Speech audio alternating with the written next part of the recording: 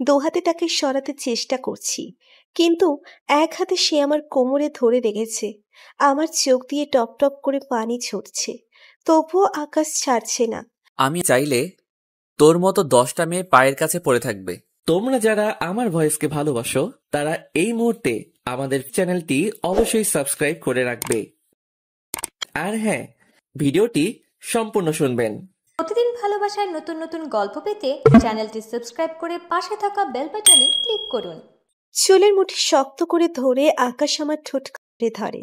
দুহাতে তাকে সরাতে চেষ্টা করছি, কিন্তু এক হাতে সে আমার কোমরে ধরে রেখেছে। আমার চোখ দিয়ে টপ টপ করে পানি ঝরছে, তবুও আকাশ ছাড়ছে না। একটু পরে ছেড়ে দিয়ে এক হাতে আমার গালে চেপে ধরে বলে, আমি আকাশ চৌধুরী চাইলে তোর মতো 10টা মেয়ে পায়ের কাছে পড়ে থাকবে। এক ঝটকাই আমাকে সরিয়ে দিয়ে হন হন করে বেরিয়ে যায়। একদিকে এত জোরে গালে চেপে ধরায় আমার গাল ব্যথা করছে, অন্যদিকে ঠোঁটে জ্বালা করছে। মনে হয় কেটেই গেছে। ইচ্ছে করছে চিৎকার করে কাঁদতে। আমার জীবনে এটা দুঃস্বপ্ন হয়ে গেছে। আজ যদি আমার বাবা মা বেঁচে থাকতো, তবে এই দিন আসতো না। এইসব ভেবে চোখের জলে নিজেকে ভাসাচ্ছি। ফোনে কথা বলতে বলতে আকাশ ঘরে প্রবেশ করে। ফোনটা রেখে বলল, এসব ন্যাকামি এখানে চলবে না। তোর জীবনে সবচেয়ে বড় ভুল করেছিস, তার মাসুল সারা জীবন তোকে দিতে হবে। সত্যিই বড় ভুল করেছি আমি। বাবা মায়ের মৃত্যুর পরে মামার অভাবের সংসারে ঠাঁই মেলে আমার। তখন আমাদের কিছুই নেই। নদী ভাঙনে বাড়িঘর জমিজমা সব হারিয়ে বাবা মায়ের সাথে শহরের ছোট্ট একটা বাসায় উঠেছিলাম। সবে ইন্টারমিডিয়েট পাশ করে অনার্সে ভর্তি হয়েছি তখন। কত স্বপ্ন ছিল ডাক্তার হব, কিন্তু ডাক্তারি পড়ার আর সামর্থ্য নেই তখন। বাবা খুব কষ্ট পেতেন, কারণ ভর্তি পরীক্ষায় টিকেও ডাক্তারি পড়তে পারলাম না। আমি বাবাকে সান্ত্বনা দিয়ে যাই। আমার সান্ত্বনা মাথার উপর বটের ছায়া। বাবা মা আছে আমার। ভাগ্য আমাকে নিয়ে খেলতে শুরু করে। একদিন অ্যাক্সিডেন্টে আমার বটের ছায়াটা চলে যায় না ফেরার দেশে। তারপর মামা ওনার বাসায় নিয়ে আসে। মামা এক অফিসের কর্মচারী ছিলেন, কোনো রকমের সংসার চলে যেত। দুই ছেলে মেয়ের খরচ চালিয়ে আমি তাদের উপর বাড়তি চাপ হয়ে যায়। মামা কখনো কিছু বলতেন না, কিন্তু মামি কেন চুপ করে থাকবেন? ছুটা কাজের মহিলা বিদায় হলো। ঘর ঝাড়ু, কাপড় ধোয়া, রান্না করা, বাজার করা সব এক এক করে আমার উপর পড়ে। তার মধ্যে কয়েকটা টিউশনি জোগাড় করে নিজের পড়ার খরচ জোগাড় করি। ক্লাসে তো যেতেই পারিনি, শুধু পরীক্ষার সময় পরীক্ষা দিয়ে আসি। মামি সেটাতেও আপত্তি। যতটা সম্ভব নিজের খরচ কমিয়ে টিউশনির টাকা কিছু মামির হাতে তুলে দিই। মামা সব বুঝতেন, কিন্তু মামির উপর কথা বলতে পারতেন না। ঝাড়ি খেয়ে মুখ কালো করে বসে থাকতেন।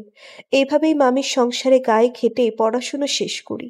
মামাতো ভাই বোন সাইফ আর সুমনা মামিকে লুকিয়ে আমার কাজে অনেক সাহায্য করত। কিন্তু কথাই বলে না, অভাগী যেদিকে যায় সাগরও শুকিয়ে যায়।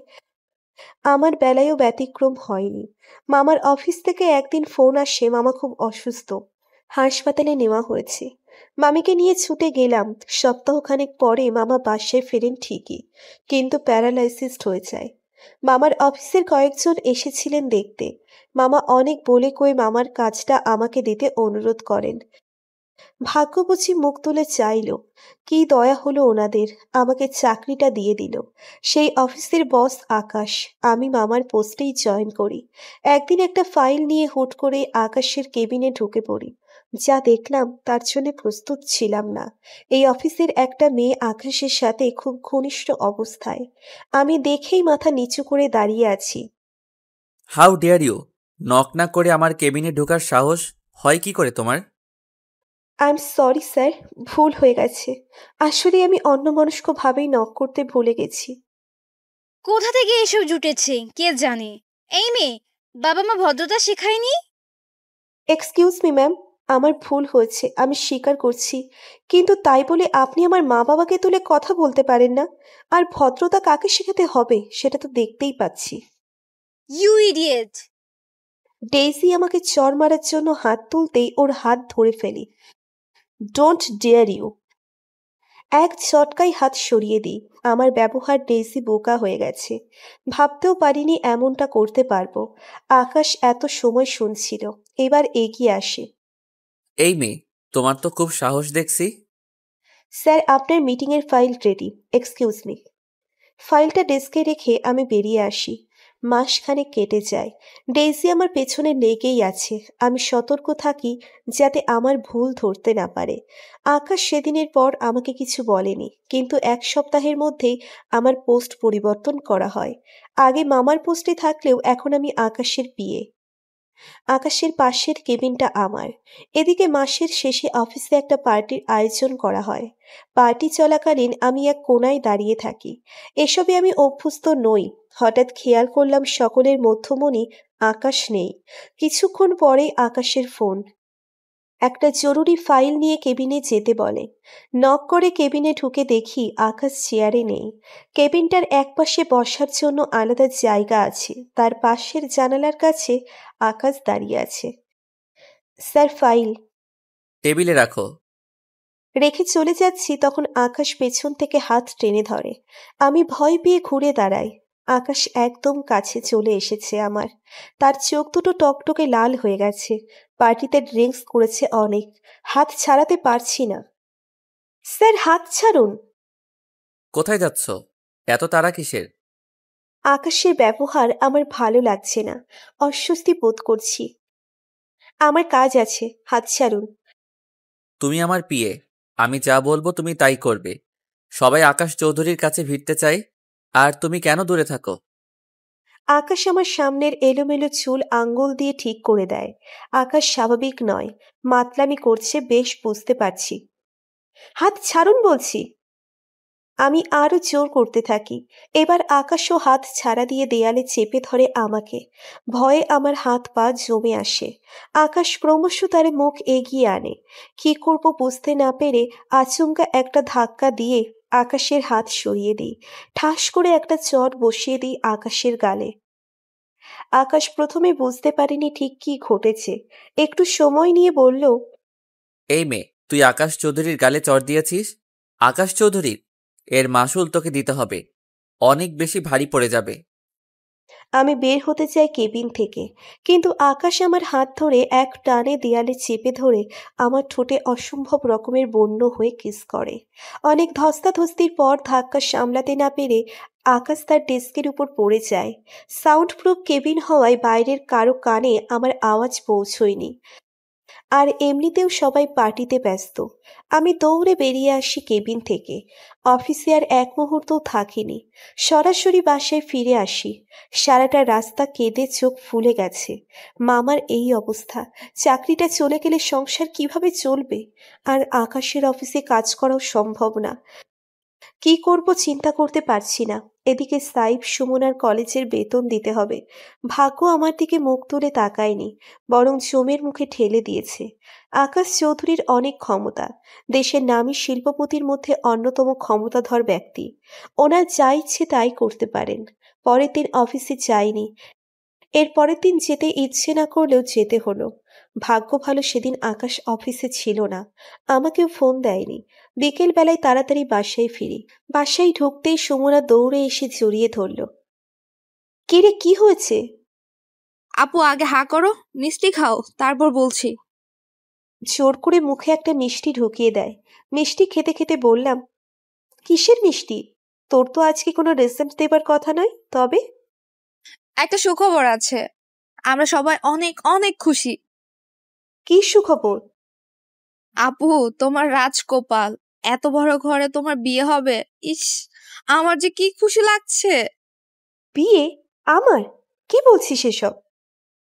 হুম, এটা তো সারপ্রাইজই তোমার জন্য। তুমি ভাবতেও পারবে না কোথায় বিয়ে হচ্ছে তোমার। তোর কথার মাথা মুন্ডু কিছুই বুঝতে পারছি না। মামি কোথায়? মামি, মামি। আমি মামির ঘরে গেলাম। কাজল, আয় ভেতরে আয়। মামির মোলায়েম কণ্ঠস্বর কোনো আগাম স্বরের সংকেত দিচ্ছে বুঝতে পারছি না। কি হয়েছে মামি? তোর কি ভাগ্য, নইলে এমন ঘরের বউ হবি কল্পনা করা যায়? মামির সামনে ছোট বড় অনেকগুলো গিফট বক্স আর একটা চেক পড়ে আছে। কে এনেছে এগুলো? তোর হবু বর নিয়ে এসেছে। ছেলেটা খুব ভালো। কে এসেছিল বলবে তো? আকাশ, তোর অফিসের বস, তোকে বিয়ে করতে চায়। কি বলছো এসব মামি? এটা কি করে সম্ভব? অসম্ভবের কি আছে? তোকে ভালো লেগেছে তাই বিয়ে করতে চায়। মামি, এই বিয়ে করা আমার পক্ষে সম্ভব না।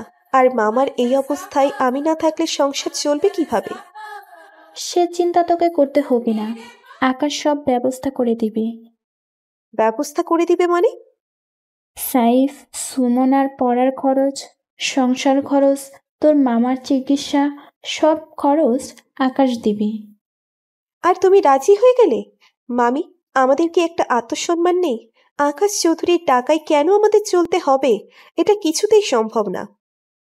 আত্মসম্মানের বিছানায় পড়ে একজন কাতরায়, এত মানুষের খরচ কোথা থেকে আসবে? তোর বাপ এসে দিয়ে যাবে? মামি, কতবার বলেছি বাবা মা তুলে কথা বলবে না। সংসার আমি চালাবো, তোমাকে চিন্তা করতে হবে না। মামিকে আর কিছু বলার সুযোগ না দিয়ে চেক নিয়ে বেরিয়ে আসি। আমি বুঝতে পারছি না আকাশ কেন আমাকে বিয়ে করতে চাইছে। লোকটার প্রতি ঘৃণা ছাড়া কিচ্ছু আসে না। হাজারটা প্রশ্ন মাথায় ঘুরছে। এদিকে মামি আমার 14 গোষ্ঠী উদ্ধার করছেন। আমি চুপচাপ শুনছি।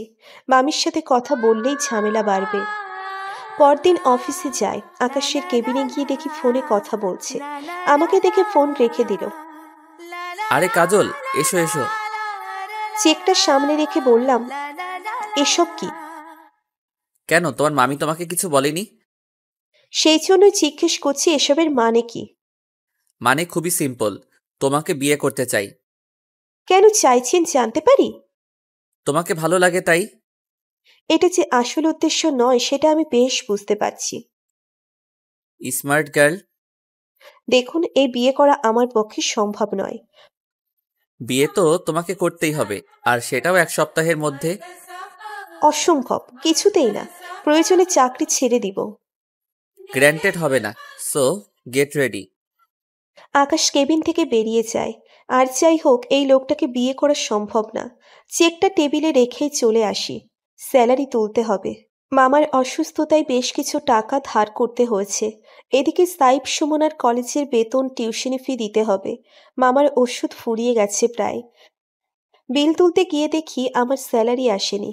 আমার বিল পেপারে সাইন করা হয়নি। জিজ্ঞেস করতে তারা জানায় স্যারের নিষেধ আছে। অনুমোদন করতে হলে স্যারের অনুমতি লাগবে। রাগে দুঃখে চোখে পানি চলে এসেছে। সারা মাস কেটে বেতনটাও পেলাম না। আবার গেলাম আকাশের কেবিনে।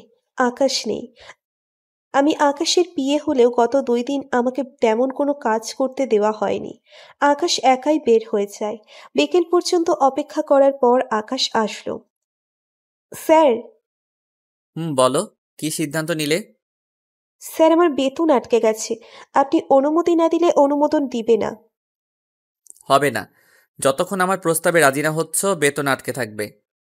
আপনি এটা করতে পারেন না স্যার, এটা আমার প্রাপ্য। সো হোয়াট, আকাশ চৌধুরী চাইলে পাবে, নইলে পাবে না। এভাবে আমার স্যালারি আটকে রাখলে আমি আইনি ব্যবস্থায় যাব। জোকসটা ভালো ছিল। স্যার, আমি কোনো জোকস বলিনি। আপনারা আমার স্যালারি বিনা কারণে আটকে রাখতে পারেন না। আমি আটকে রাখবো, আইনি ব্যবস্থা নাও। মুখে বললেও আমি জানি আইনি কোনো ব্যবস্থা নিতে পারবো না। ওনাদের টাকার কাছে সব বিকিয়ে যায়। প্লিজ স্যার, এমনটা করবেন না। আমার মামা খুব অসুস্থ।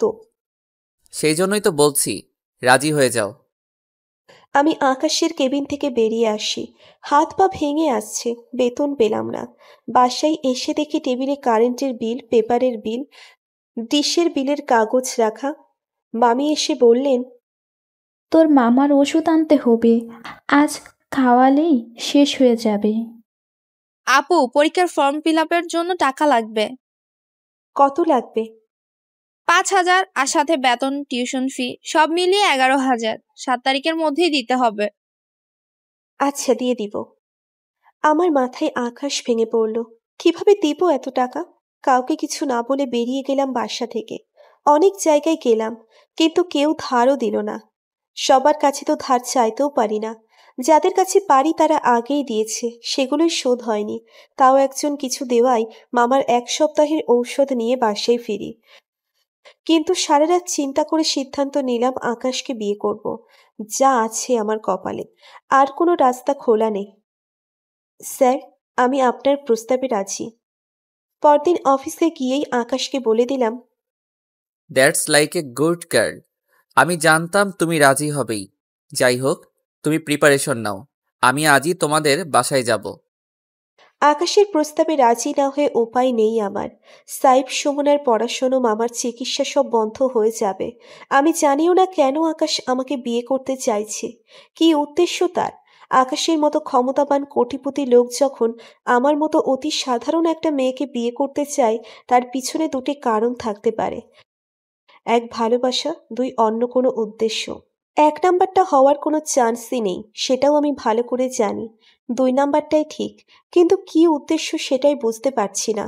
উদ্দেশ্য যাই হোক, আমার উদ্দেশ্য ঠিক থাকলেই হবে। আমার শর্তগুলো পূরণ করতে হবে, তবেই বিয়ে করব। সন্ধ্যায় আকাশ বাসায় আসে, সাথে অনেক কিছু নিয়ে আসে। সবার জন্য কাপড় চোপড়, মিষ্টি, আরও অনেক কিছু। মামার জন্য হুইল চেয়ার। মামাকে হুইল চেয়ারে বসিয়ে ড্রয়িং রুমে আনা হয়। খুশিতে আমার চোখে পানি চলে আসে। কতদিন মামা বিছানা থেকে ওঠেনি। হুইল চেয়ার কেনার মতো অবস্থা ছিল না। অন্যান্য খরচ চালাতেই হিমশিম খেয়েছি, তার উপর টিউশনি ছেড়ে চাকরিতে ঢুকেছি। কিন্তু সারা মাস হাতে কিছুই ছিল না। আকাশ মামা মামির সাথে কথা বলে, মামার অ্যাকাউন্টে এখানে বসেই অনেকগুলো টাকা ট্রান্সফার করে দেয়, যাতে মামার চিকিৎসার আর সংসার খরচ ভালোভাবেই চলে।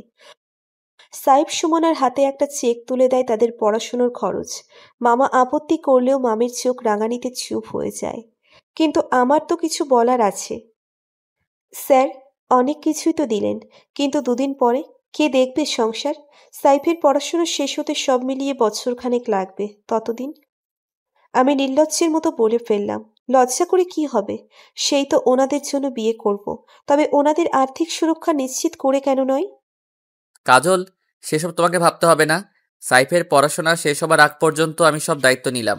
এই নাও এগ্রিমেন্ট পেপার, আর ওর পড়া শেষ হলে চাকরি আমি ওকে দিব। আকাশ আমার হাতে এগ্রিমেন্ট পেপার তুলে দেয়। মামার চোখে পানি। স্যার, আপনি এত কিছু করলেন, আবার এগ্রিমেন্ট পেপারের কি প্রয়োজন? আপনার উপর আমাদের বিশ্বাস আছে। আপনার থাকতে পারে, আপনার ভাগ্নির তো নাও থাকতে পারে। তো মিস কাজল, আপনার আর কোনো আপত্তি আছে? জি না, আর কোনো আপত্তি নেই। ঠিক হলো দুদিন পরেই বিয়ে, তবে সেটা ঘরোয়া আয়োজনে করতে চায়। মামা মামি তাতেও রাজি হয়ে গেলেন।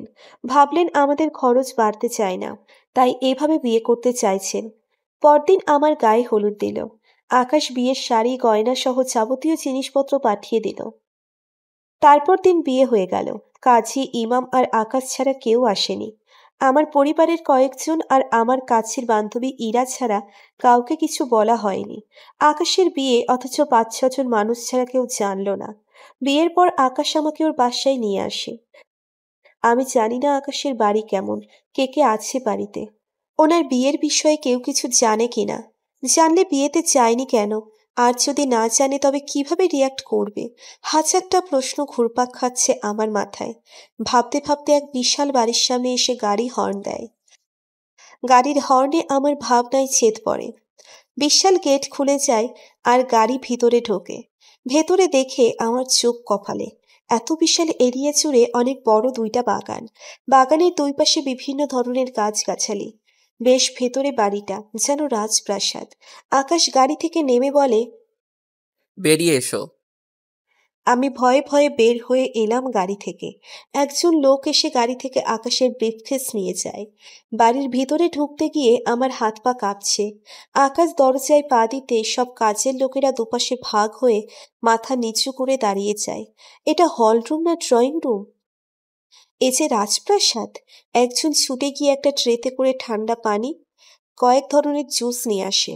আকাশ পানির গ্লাসটা নিয়ে শুধু পানিটুকু খায়।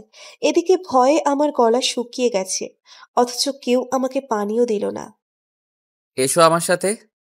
আকাশ আমার হাত ধরে নিচের রুমে নিয়ে যায়। রুমে গিয়ে চুলের মুঠি শক্ত করে ধরে এই কাণ্ড ঘটায়। বাড়িতে এসেই এতদিনের জমানো ঝাল আমার উপর ছাড়ল। বিয়ে নিয়ে কত স্বপ্ন থাকে মানুষের।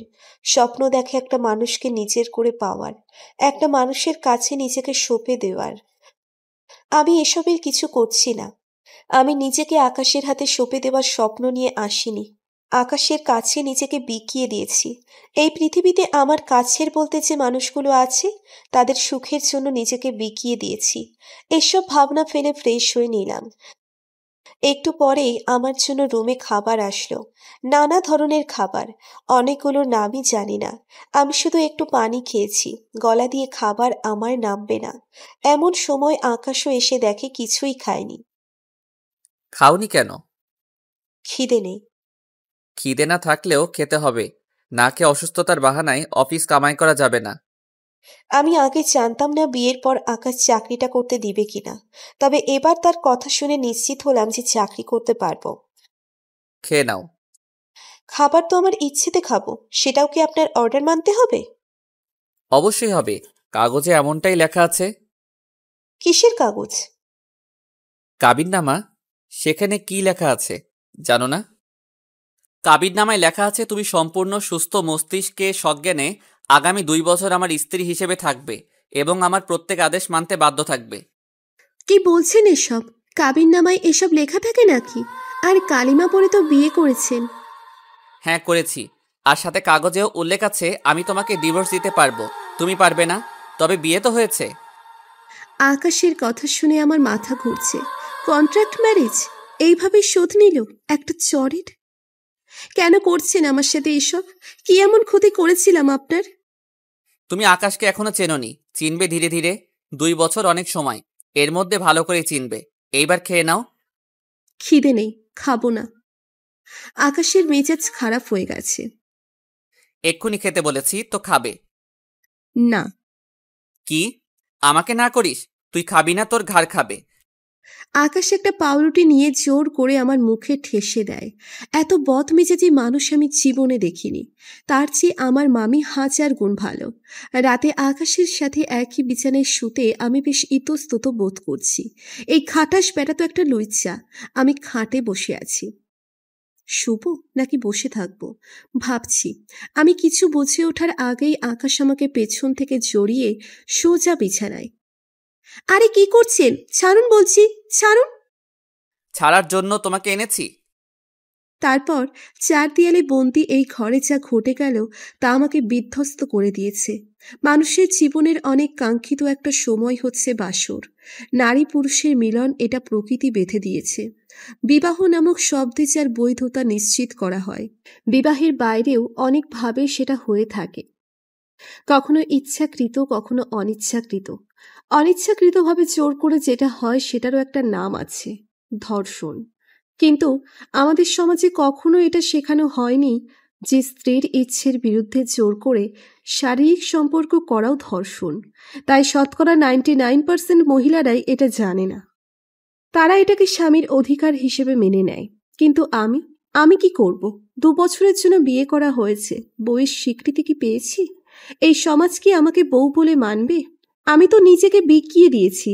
তাই আকাশের কাছ থেকে নিজেকে বাঁচানোর সর্বচেষ্টা ব্যর্থ হলে রাগে, দুঃখে আর শারীরিক যন্ত্রণায় চোখ ভাসিয়েছি। সেসব কিছুই আকাশকে স্পর্শ করেনি।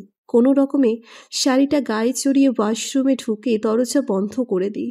শাওয়ার ছেড়ে ভিজতে থাকি প্রতিটা স্পর্শ মুছে দিতে। আমার কান্না এই 4 দেয়ালে আটকে আছে। কত সময় ভিজেছি জানি না। দরজায় একটার পর একটা ধাক্কা দিয়ে যাচ্ছে আকাশ।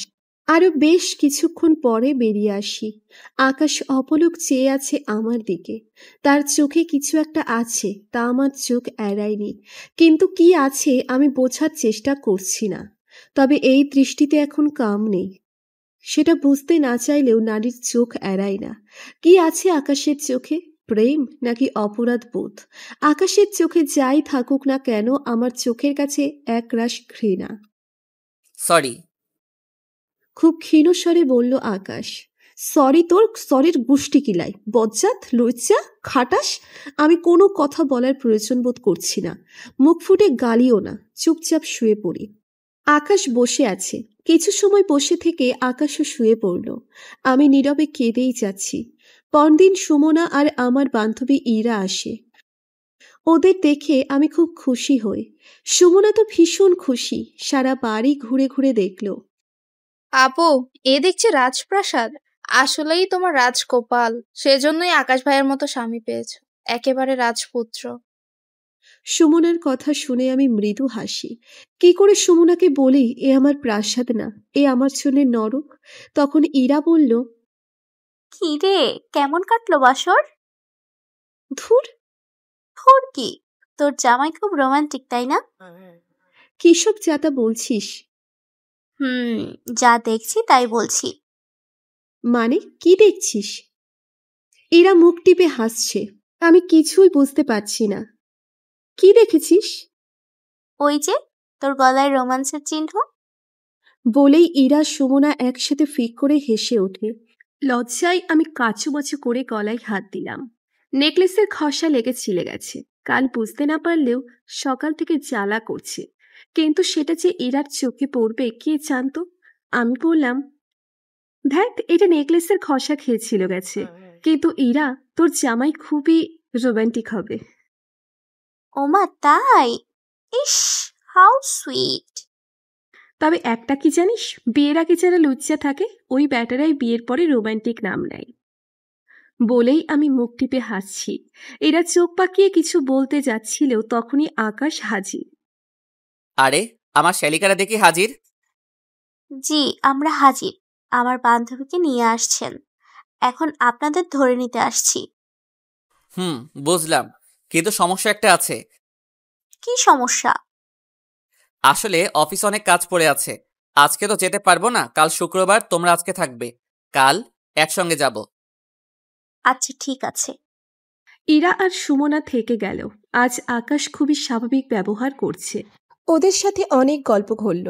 আমি আগের আকাশ আর আজকের আকাশের মধ্যে কোনো মিল খুঁজে পাচ্ছি না। কত রূপ এই মানুষটার। পরদিন মামার বাসায় গেলাম। আকাশও সারাদিন আমাদের সাথেই ছিল। মামার সাথে আলাদা কথা বলবো সেই উপায় নেই। আকাশ ভাবছে হয়তো আমি কিছু জানিয়ে দিব, তাই কিছুতেই একা ছাড়ছে না। আমি তো এমনিতেই কিছু বলবো না, সবাই ভালো থাকুক বলে কি হবে, সবাই অযথা চিন্তা করবে, মামা আরো অসুস্থ হয়ে পড়বে। আমি তখন আকাশকে বললাম, চিন্তা নেই, কাউকেই কিছু বলবো না। একটু হেসে আকাশ বলল, আমি জানি তুমি বলবে না, কিন্তু সবাই বুঝুক আমি কত বউ পাগল। আমি অবাক চোখে দেখছি। আপনি আসলে কি আমি বুঝতে পারি না, অদ্ভুত মানুষ। আমার রুম আকাশ খুব মনোযোগ দিয়ে ঘুরে দেখে, আমার প্রতিটি শখের জিনিস দেখে। আমার অনেক শখের একটা ছোট্ট লাইব্রেরি আছে। টিউশনের টাকা থেকে প্রতি মাসে কিছু বই কিনতাম। আকাশ আমার বইগুলো দেখছে। শেক্সপিয়ার থেকে শুরু করে নজরুল, হুমায়ুন, বাহ বেশ ভালো তো। তুমি তো অনেক বই পড়তে পছন্দ করো দেখছি, আবার কবিতার বইও দেখছি। এই তুমি কি কবিতাও পড়ো নাকি? হ্যাঁ পড়ি, কেন? আকাশ কিভাবে যেন তাকিয়ে আছে আমার দিকে। তুমি সিরিয়াসলি তুমি কবিতা পড়ো? হ্যাঁ বললাম তো পড়ি, কেন কি হয়েছে তাতে? এই যুগের মেয়ে হয়েও তুমি কবিতা পছন্দ করো, সেটাই অবাক লাগছে। অবাক হবার কি আছে? সবার পছন্দ তো একরকম হয় না। আমি শেক্সপিয়ার পড়েছি, ওয়ার্ডসওয়ার্থ, শেলি, জন ডন, ফ্রস্ট পড়েছি। ওনাদের পড়ে যত মুগ্ধ হয়েছি, রবীন্দ্র, নজরুল, শরৎচন্দ্র পড়ে মোহিত হয়েছি। ওসব আপনি বুঝবেন না, কারণ আপনার আমার পৃথিবী আলাদা। আমাদের দুই পৃথিবী। আকাশ খুব মনোযোগ দিয়ে শুনল আমার কথা। অফিসের ব্যস্ততা দেখিয়ে বিকেলেই আকাশ আমাকে নিয়ে ফিরে আসে। আকাশে আজ মেঘ করেছে, তার সাথে বেশ শীতল করা বাতাস। শেষ বিকালে আমি ছাদে চলে আসি। হাতের মোবাইলে পছন্দের একটা গান প্লে করে পাশে রেখে আকাশের মেঘ দেখছি। আকাশ এসে পাশে দাঁড়িয়েছে। ওকে দেখেও কিছু বললাম না। খুব সুন্দর তো। কি? কি সুন্দর বাতাস, মেঘ কেটে কেটে যাচ্ছে, তার সঙ্গে এমন একটা গান, বেশ অন্যরকম। আগে কখনো মেঘ দেখেননি বুঝি? দেখবো না কেন, তবে এভাবেও দেখা যায় জানতাম না। আমি দেখি। আকাশে মেঘ করলে বেশ আয়োজন করে মেঘ দেখি। এমন সময় আকাশের একটা ফোন আসে। হ্যালো। কি কথা হলো বুঝতে পারলাম না। আকাশ ফোনটা রেখে দিল, কিন্তু ওর চোখে মুখে ভয়ঙ্কর একটা কিছু দেখতে পাচ্ছি। আকাশ এখানে 2 মিনিটের বেশি আর দাঁড়ায়নি, চোখ মুখ লাল করে চলে যায়। আমি হঠাৎ ওর এমন চেহারা দেখে ভয় পেয়ে গিয়েছি। ফোনটা আসার পর আকাশের চোখে মুখে ভয়ঙ্কর ক্রোধ দেখেছি। এরপর সারা সন্ধ্যা আকাশকে কোথাও দেখতে পাইনি। অদ্ভুত একটা মানুষ আকাশ। কখন ভালো করে কথা বলে, কখন চট করে রেগে যায়, বোঝা দায়। এই বাড়িতে আসার পর আকাশের পরিবারের কোনো লোকজন কাউকে দেখিনি। অনেকগুলো কাজের লোক আছে, তারাও আমাকে দেখে ভয়ে কাঁচুমাচু হয়ে থাকে। আকাশকে যে জিজ্ঞেস করব ওর পরিবারে কে আছে, সেই সুযোগও হয়ে ওঠেনি। বেশ রাতে আকাশ ফিরে আসে। আমি রুম থেকে বের হচ্ছিলাম, তখন টলতে টলতে আকাশ রুমে ঢোকে। টাল সামলে না পেরে পড়তে গিয়ে আমার উপর ঢলে পড়ে। ধরে নিয়ে বিছানায় কোনো রকম শুইয়ে দিয়ে আমি চলে আসব, তখন আমার হাত টেনে ধরে বলল, কোথায় যাচ্ছ? এসো। কি পরিমাণ ড্রিঙ্কস করেছে কে জানে, আমি কিছুতেই হাত ছাড়াতে পারছি না। উল্টে টানাটানি করতে গিয়ে হুমড়ি খেয়ে তার উপরে পড়ে গেছি। মদ্যপ অবস্থায় আকাশ কতটা হিংস্র হতে পারে তা খুব করে বুঝলাম। মনে তীব্র কষ্ট নিয়ে তার পাশবিকতা দেখলাম। নিয়তি আমাকে কোথায় নিয়ে যাচ্ছে জানি না, তবে এটা জানি যে আকাশের হাতের পুতুল করে দিয়েছে। পরদিন ব্রেকফাস্ট করে আকাশ অফিসের জন্য রেডি হচ্ছে। সকাল থেকে কোনো কথাই বলেনি আমার সাথে। রেডি হতে হতে বলল, তোমার আজ অফিসে যাওয়ার দরকার নেই, 2 দিন পর থেকে যাবে, রেস্ট নাও। আমি শুধু চেয়ে দেখলাম, কিছু বললাম না। 2 দিন পর আমি অফিসে আসি আকাশের সাথে। অফিসে আসলাম, কিন্তু একটা অস্বস্তি বোধ করছি। আমি বুঝতে পারছি আমার চারপাশে আড়ালে কানা ঘোষা চলছে। 2-1টা কথা যে কানে আসেনি তাও নয়। আকাশের কেবিনে যাচ্ছিলাম, কে যেন নিচু স্বরে বলছে, এসেই স্যারকে তো হাত করে নিয়েছে। ঠিক বলেছেন, দেখে তো মনে হয় না ভাজা মাছ উল্টাতে পারে। আজ দেখলাম স্যারের গাড়ি করে এসেছে। আমি শুনেও না শোনার ভান করে চলে আসি। মনটা আরও খারাপ হয়ে গেছে। আমাকে নিয়ে কত সমালোচনা চলছে। ফেরার সময়ও আকাশের গাড়ি করেই ফিরতে হলো। পরদিন অফিসে যাবার আগে আকাশকে বললাম, আমি আপনার সাথে যাব না, আপনি চলে যান, আমি অন্য গাড়িতে চলে যাব। আকাশ একটু ভ্রু কুঁচকে জিজ্ঞেস করল, কেন, কি সমস্যা? সমস্যা কিছু না। কেউ কি কিছু বলেছে? কেউ কিচ্ছু বলেনি, তবে প্রতিদিন আপনার একজন পিএ আপনার গাড়ি করেই যাবে আসবে, সেটা তো দৃষ্টিকটু হবেই। দেখো কাজল, তুমি চাকরিটা এখন না করলেও পারো। তোমার যা প্রয়োজন, যত টাকা প্রয়োজন নির্দ্বিধায় নিতে পারো, কিন্তু আমি চেয়েছি তুমি চাকরিটা করো তোমার নিজের জন্য। না করতে চাইলেও জোর করব না, তবে অফিসে যেতে হলে আমার সাথেই যাবে। অতপর ওর সাথেই গেলাম। ডেইজির চোখ থেকে ঘৃণা আর আগুন বের হয়, সেটা আমি বেশ বুঝতে পারছি। অফিসে অন্য কেউ কিছু বলার আগে সেই কথা ডেইজি সবার কানে পৌঁছে দেয়। আর পৌঁছবেই না কেন, তার পোস্টটা আকাশ আমাকে দিয়েছে। চাইলেই আর যখন তখন আকাশের কেবিনে যেতে পারছে না। কিন্তু পরদিন অফিসে এসে দেখি আমার কেবিনে অন্য একটা মেয়ে। আমি ঢুকতেই সালাম দিয়ে বলল, ম্যাম, আমি তুলি, আকাশ স্যারের পিএ। আপনি আসুন আমার সাথে। আমি কিছুই বুঝতে পারছি না। মেয়েটা অন্য একটা কেবিনে নিয়ে যায় আমাকে। ম্যাম, আজ থেকে আপনার কেবিন এটা। আমার কেবিন মানে? আজ থেকে আপনি কোম্পানির জিএম, তাই নতুন কেবিন আপনার জন্য। মেয়েটা খুব হাসি খুশি, দেখে বেশ ভদ্রই মনে হচ্ছে। তুলে হাসি মুখে বেরিয়ে যায়। আকাশ কি শুরু করেছে এসব? এমনিতেই নানান কথা উঠছে, তার উপর এখন এই কাজ করলো। সবাই কি ভাবছে কে জানে। আমি সাথে সাথেই আকাশের কেবিনে যাই। কি শুরু করেছেন আপনি? কি করেছি? জিএম করেছেন আমাকে? মানুষ কি ভাববে ভেবে দেখেছেন? কে কি ভাবলো তাতে আকাশের কোনোদিন কিচ্ছু যায় আসেনি, আজও যায় আসে না।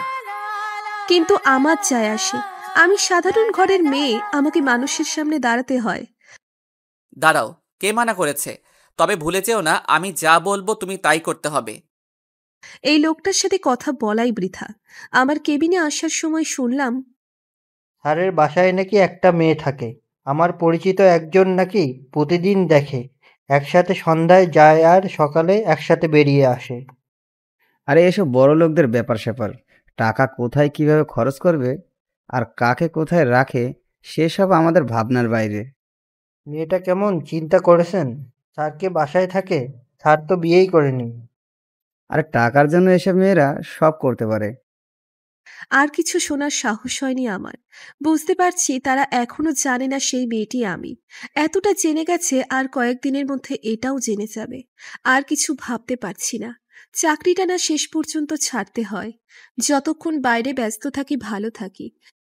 চাকরি ছেড়ে আকাশের প্রাসাদে বন্দি করে থাকতে চাই না। দম আটকে মরে যাব। আরও 1টি সপ্তাহ ভালোই কেটে যায়। আকাশও এরই মধ্যে এমন কিছু করেনি।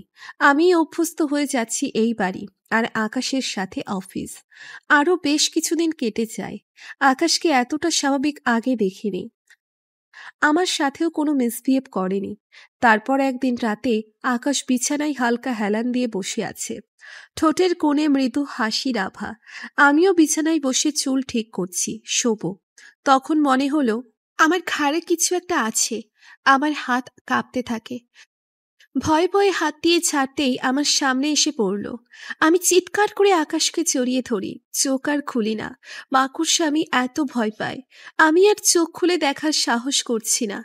আকাশও সুযোগ বুঝে জড়িয়ে ধরে বলে, আদর খেতে ইচ্ছে করছে তো মুখ ফুটে বললেই পারো। এত নাটক করে আমার বুকে আসার দরকার ছিল না। একবার বলেই দেখতে। আকাশের কথার মানে বুঝতে না পারলেও চোখ মেলে বুঝলাম আমি ওকে এমনভাবে জড়িয়ে ধরেছি। আস্তে আস্তে বললাম, নাটক মানে? আমার গায়ে মাকড়সা? এটা তাকিয়ে দেখি মাকড়সা আকাশের হাতে। আমি চিৎকার করে আরো শক্ত করে জড়িয়ে ধরি। আরে ছাড়ো ছাড়ো, দম বন্ধ হয়ে মরে যাব। এটা ফেলে দিয়েছি। কি? সত্যি? তাকিয়ে দেখি নেই। যাক বাবা, বেঁচে গেছি। এতক্ষণে মনে পড়লো আমি এখনো ওকে ধরে রেখেছি। এবার লজ্জা পেয়ে গেছি। আস্তে আস্তে ওকে ছেড়ে দিলাম, কিন্তু আকাশ ছাড়ছে না। ছাড়ুন। তুমি তো ধরেছিলে। আমি কি ধরতে বলেছিলাম? আদর পেতে নাটক করলে। ছি, কিসব যাতা বলছেন? যা সত্যি তাই। এখন তার ছাড়াছাড়ি নেই। আজ এক অন্য আকাশকে আবিষ্কার করলাম। বিয়ের পর যতবার সে কাছে এসেছে প্রতিবার আমি নরকের যন্ত্রণা ভোগ করেছি, কিন্তু আজ তার স্পর্শে অন্য কিছু ছিল। নিজের অজান্তেই আমি আবেশে বন্দী হয়ে যাচ্ছি। কি করছি আমি? মনে পড়তেই সরে যেতে চাইলাম। এই মেয়ে, এত হাত পা ছোড়াছুড়ি করলে মাকড়সা লাগিয়ে দিব। এই যে ওখানে রাখা আছে। তাকিয়ে দেখি সত্যিই সাইড টেবিলে রাখা। ভয়ে হাত পা জমে আছে। এই লোকের বিশ্বাস নেই, সত্যি সত্যিই দিবে। আমার মাথা তখন অন্যদিকে যাচ্ছে। আজ আকাশের ছোঁয়ায় আমি যেন ঘোরে ডুবে যাচ্ছি। সত্যিই অন্যরকম ভালো লাগার ঘোরে ডুবে গেলাম। সকালে যখন ঘুম ভাঙে নিজেকে আকাশের বুকে আবিষ্কার করলাম। উনিও জড়িয়ে রেখেছেন। গতরাতের কথা মনে পড়তেই নিজেই লজ্জা পেলাম। আকাশের হাত সরাতেই ওর ঘুম ভেঙে যায়। আমি তড়িঘড়ি করে উঠে বসে এলোমেলো হয়ে নিজেকে গোছাতে ব্যস্ত। আকাশ ঘুমো ঘুমো চোখে তাকিয়ে আছে। তাতে আমার বেশ অস্বস্তি হচ্ছে। হঠাৎ মাকড়সার কথা মনে পড়তেই তাকিয়ে দেখি এখনো সেখানেই আছে। মরে গেছি না কি? কি? রাতের মাকড়সাটা নড়াচড়া করছে না, এখনো এক জায়গায় আছে। বোধহয় মরে গেছে। তোমার চিৎকার শোনার পর এটা হার্ট অ্যাটাক করে মারা গেছে নিশ্চিত। আকাশের ঠোঁটের কোণে একটা চাপা হাসি। আমার কেমন একটা সন্দেহ হচ্ছে। উঠে এগিয়ে গিয়ে কাছ থেকে দেখলাম, না, নড়াচড়া নেই। আরো ভালো করে খেয়াল করে দেখি এটা নকল। তার মানে আকাশ ইচ্ছে করে করেছে এসব। চোখ পাকিয়ে আকাশকে বললাম, আপনি আপনি ইচ্ছে করে ভয় দেখিয়েছেন এই রাবারের মাকড়সা দিয়ে? আমি মোটেও এসব করিনি। তুমি করেছো। তুমি আদর খেতে চেয়েছো, এজন্য সব নিজে সাজিয়েছো। আর এখন আমার দোষ দিচ্ছ? এখন সব বুঝতে পারছি আমি। আকাশের কথা শুনে রাগে ইচ্ছে করছে নিজের মাথার চুল নিজেই ছিঁড়ি। অফিসে যাবার পথে আকাশকে বেশ ফুরফুরে মনে হলো। আকাশের অনেক কিছুই এখনো আমার অজানা। কত রূপ দেখেছি এই মানুষটার। আচ্ছা, আপনার বাসায় আপনার নিচের কোনো মানুষজন নেই কেন? কোনো দিন আপনার বাবা মায়ের কথা শুনিনি। আর একটা বিষয় খেয়াল করলাম, সারা বাড়িতে ওনাদের কোনো ছবি নেই কেন? আমার কেউ নেই। মুখ শক্ত করে জবাব দেয় আকাশ। তারপর আর কোনো কথাই বলেনি। তবে তার চেহারার রং পাল্টে গেছে, এটা চোখে পড়ার মতো। তাই আমিও আর ঘাটাইনি। হয়তো আমার মা বাবার মতো ওনারও। শুধু শুধু মনে কষ্ট দিলাম ওনার। অফিসে পৌঁছে আকাশ আমার আগে গাড়ি থেকে নেমে হনহন করে চলে যায়। তারপর যতক্ষণ অফিসে ছিল সবাই ভয়ে কাঠ হয়েছিল। যে সামনে যাচ্ছে সেই তোপের মুখে পড়ছে। লাঞ্চের আগেই বেরিয়ে যায় আকাশ। অফিস শেষে বের হয়ে দেখি আমার জন্য গাড়ি পাঠিয়েছে, কিন্তু আকাশ নেই। বাসায় ফিরেও আকাশকে কোথাও পেলাম না। এদিকে ঘন কালো মেঘ করেছে। একটু পরেই ঝুম বৃষ্টি শুরু হয়। একা একা বসে আছি, ভালো লাগছে না। এ বাড়িতে অনেক মানুষ, সবাই সময় মতো সব কাজ করে। আকাশের রুমের এদিকে তারা একটি নির্দিষ্ট সময়ে আসে, তাছাড়া উপরে তারা তেমন একটা আসে না। আমি নিচে গিয়ে কখনো কথা বললেও তারা খুব গুটিয়ে থাকে। এটা আমার খুব খারাপ লাগে। তারা আমার উপস্থিতিতে জড়সড় হয়ে যায়। এত মানুষের ভিড়েও আমি একা। বাবা মায়ের কথা মনে পড়ছে খুব। ব্যালকনিতে দাঁড়িয়ে আছি, তাও মন খারাপ হচ্ছে। আমি আবার অনেক গান শুনি, মনে হয় গান শুনেই বেঁচে আছি। মন খারাপ হলেই আরো বেশি গান শুনি। রুমে এসে একটা গান প্লে করে আবার ব্যালকনিতে আসি। বাইরে ঝুম বৃষ্টি, বৃষ্টির হালকা ঝাপটা চোখে মুখে লাগে। অন্যরকম একটা ভালো লাগা কাজ করে। তখন এই একটা গান আমার চোখ ভিজিয়ে দেয়। মফস্বলে বড় হয়েছি আমি। বাবা আর্মি অফিসার ছিলেন। যখন ছুটিতে আসতেন বাড়িতে, মনে হতো আমাদের বাসায় ঈদ। বাবার আদরের রাজকন্যা আজ নিয়তি কোথায় কোথায় নিয়ে যায়। মামির সংসারে লাথি ছাটা খেয়ে আজ আকাশের হাতের পুতুল। ভীষণ মনে পড়ছে বাবা মায়ের কথা। কেন তোমরা আমাকে ফেলে চলে গেলে? যাবেই যদি, নিয়ে যাওনি কেন সাথে? এই গান আমার কলিজায় লাগছে। হঠাৎ গান বন্ধ হয়ে যায়। ভেতরে তাকিয়ে দেখি আকাশ এসেছে। উস্কো খুস্কো চুল, চোখ লাল। নিজের অজান্তেই আকাশের মনে কষ্ট দিয়েছি ওর বাবা মায়ের কথা বলে। আমার ভীষণ খারাপ লাগছে। আমি আমার চোখ মুছে নিলাম। এমন সময় আকাশ এসে এমনভাবে হাত চেপে ধরল, খুব ব্যথা পাচ্ছি, কিন্তু মুখে বলতে পারছি না।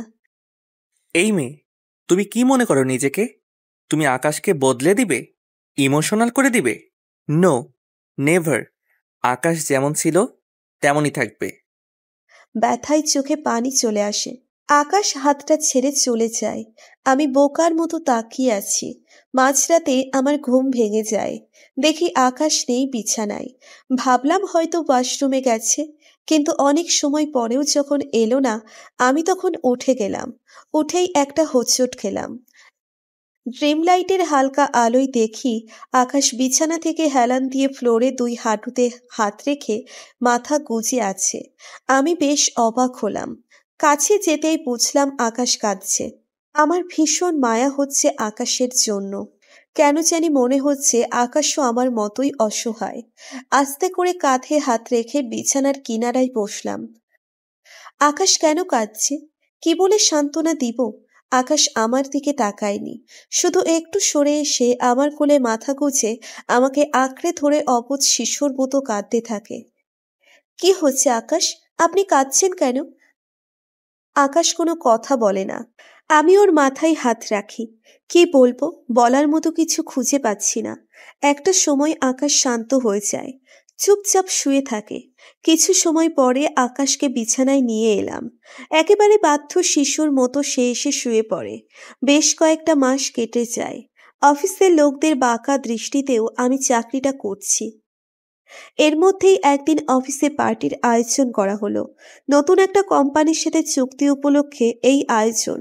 সব দিক বিবেচনা করে আকাশ সন্ধ্যায় পার্টি রাখে। অফিসে আলাদা হলরুম রয়েছে, সেখানেই এই পার্টি কনফারেন্স হয়ে থাকে। পার্টিতে সবাই ব্যস্ত। আকাশও নতুন যারা গেস্ট তাদের সময় দিচ্ছে। আমি একপাশে সরে চুপচাপ দেখছি। কিছু সময় তুলির সাথে গল্প করলাম। আকাশ তুলিকে ডাকতেই তুলি একটা কাজে চলে যায়। এমন সময় এই অফিসের একটা লোক এসে ওনার সাথে ডান্স পার্টনার হতে বলল। আমি খুব ভদ্রভাবেই ওনাকে রিজেক্ট করলাম। উনি চলে গেছেন। কিছু সময় পর গেস্টদের মধ্যে একজন এসে অফার করলেন, সেটাও আমি রিজেক্ট করে বললাম, এক্সকিউজ মি, আমি এসবের সাথে কমফোর্টেবল নই, ধন্যবাদ। ডেইসি কোথা থেকে এসে বলল, ঢং দেখে বাঁচি না, যত সব ন্যাকামো।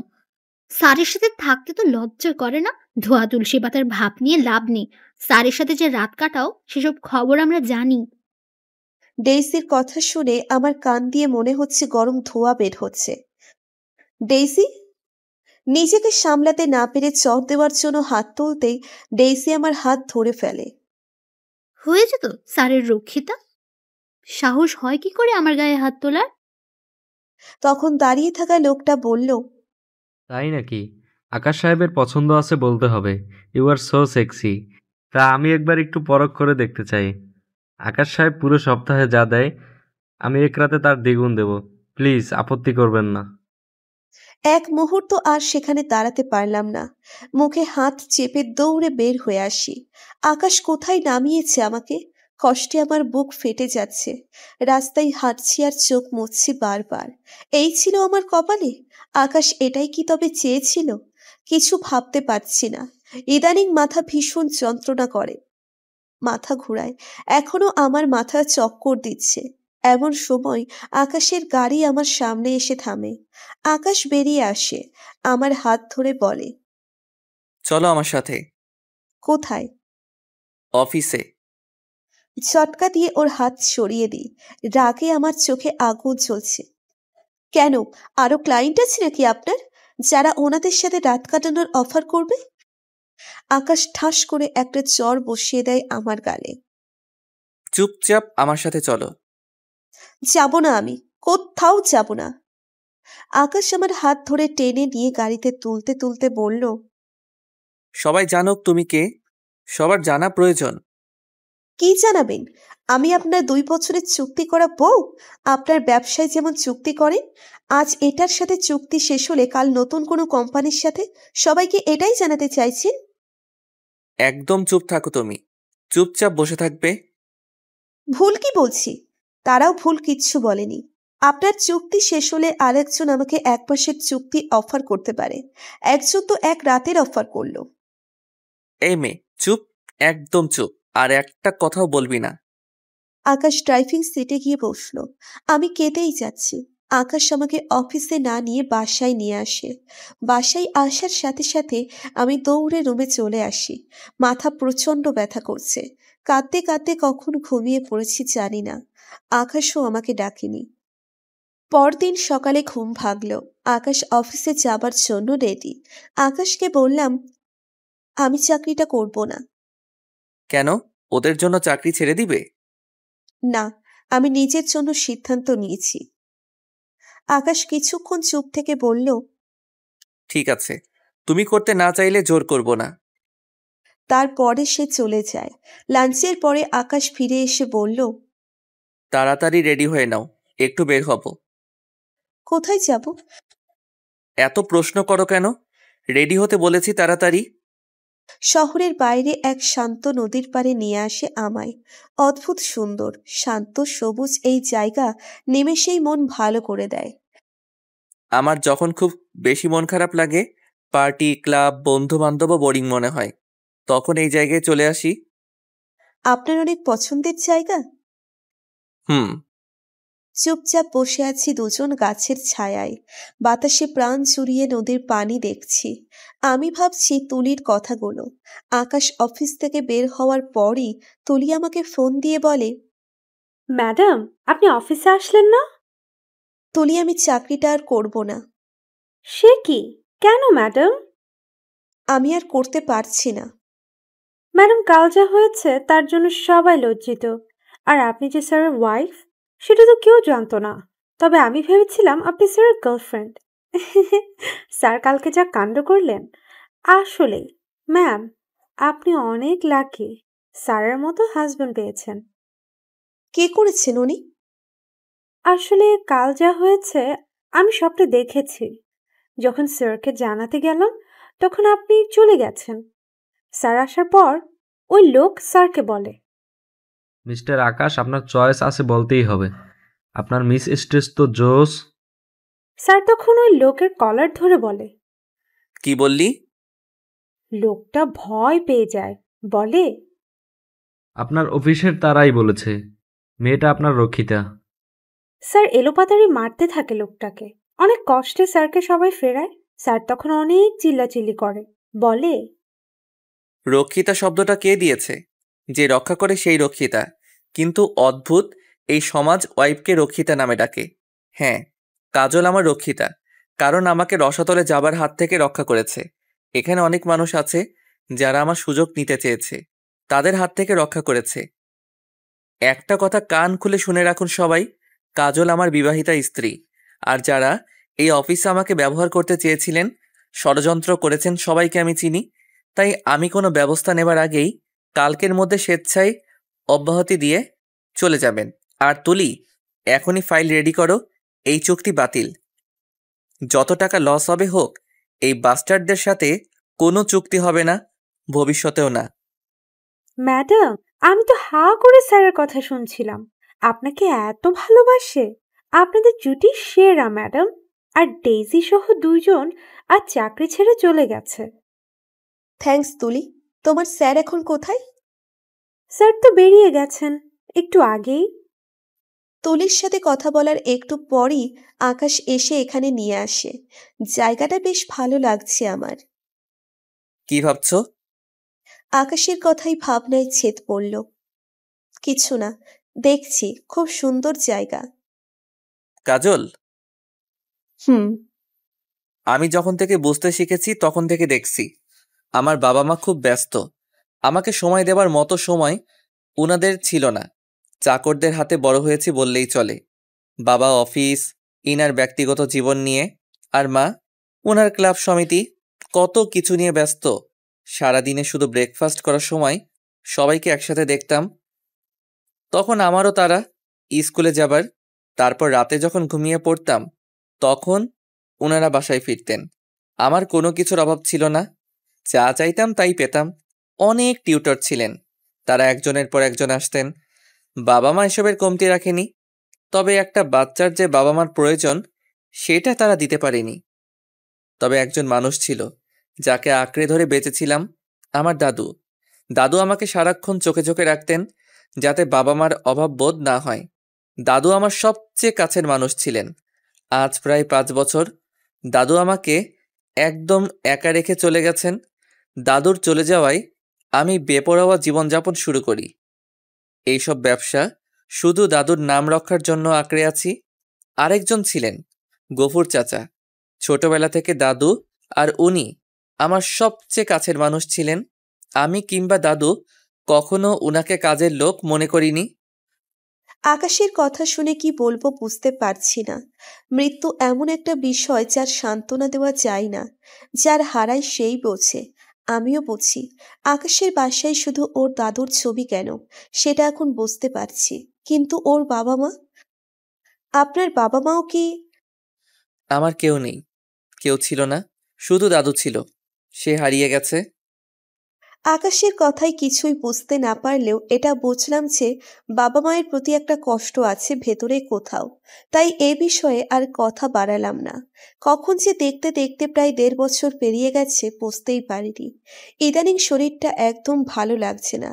কেমন লাগে সেটাও আমি নিজেই বুঝতে পারছি না। আকাশ শুনলে হুলুস থুলুস কাণ্ড বাঁধাবে, তাই ওকে কিচ্ছু বলিনি। মাথা ঝিমঝিম করে।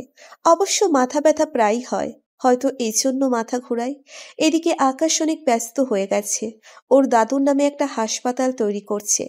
অফিস হাসপাতালের কাজ সব তদারকি করতে গিয়ে খুবই ব্যস্ত সময় পার করছে। সেই সকালে বের হয়ে রাতে ফেরে, আর আমি সারা দিন বাসায় থাকি। মাঝে মধ্যে মামার কাছে যাই, কখনো সাইফ সুমনা আসে। এর আগে আকাশ একদিন আমার মামা মামিকে নিয়ে আসে। আমি এত খুশি হয়েছিলাম ওনাদের দেখে, কারণ আমি ভাবতে পারিনি আকাশ ওনাদের নিয়ে আসবেন। মামা মামিও এখানে এসে খুব খুশি। আকাশ জোর করেই 2 দিন ওনাদের এখানে রেখেছে। আগে যখন অফিসে যেতাম তখন এই বাসায় যারা আছে তাদের সাথে মেশার সুযোগটা পাইনি তেমন। এখন হাতে প্রচুর অবসর সময় থাকায় আমি সংসারের সব দেখাশোনা করতে পারছি। যারা এখানে আছে প্রত্যেকেই খুব মিশুক। আগে আমাকে দেখে সবাই একটা আতঙ্কের মধ্যে থাকতো। এর কারণ যে আকাশ তা আমি বুঝতে পেরেছি আগেই। আকাশ আগে বাসায় একদম থাকতো না বললেই চলে। কিন্তু হাসপাতালের কাজ শুরু করার আগে আকাশ বাসায় প্রচুর সময় কাটিয়েছে। খুঁটিয়ে দেখেছে বাগানের প্রতিটি গাছ। এতে এ বাড়িতে যেন নতুন করে প্রাণ ফিরে আসে। এখন অনেক ব্যস্ত, তাই সে সময় হচ্ছে না। কিন্তু আমি ভালোই সময় কাটাচ্ছি। শোভা নামের একটা মেয়ে আছে, গফুর চাচার মেয়ে।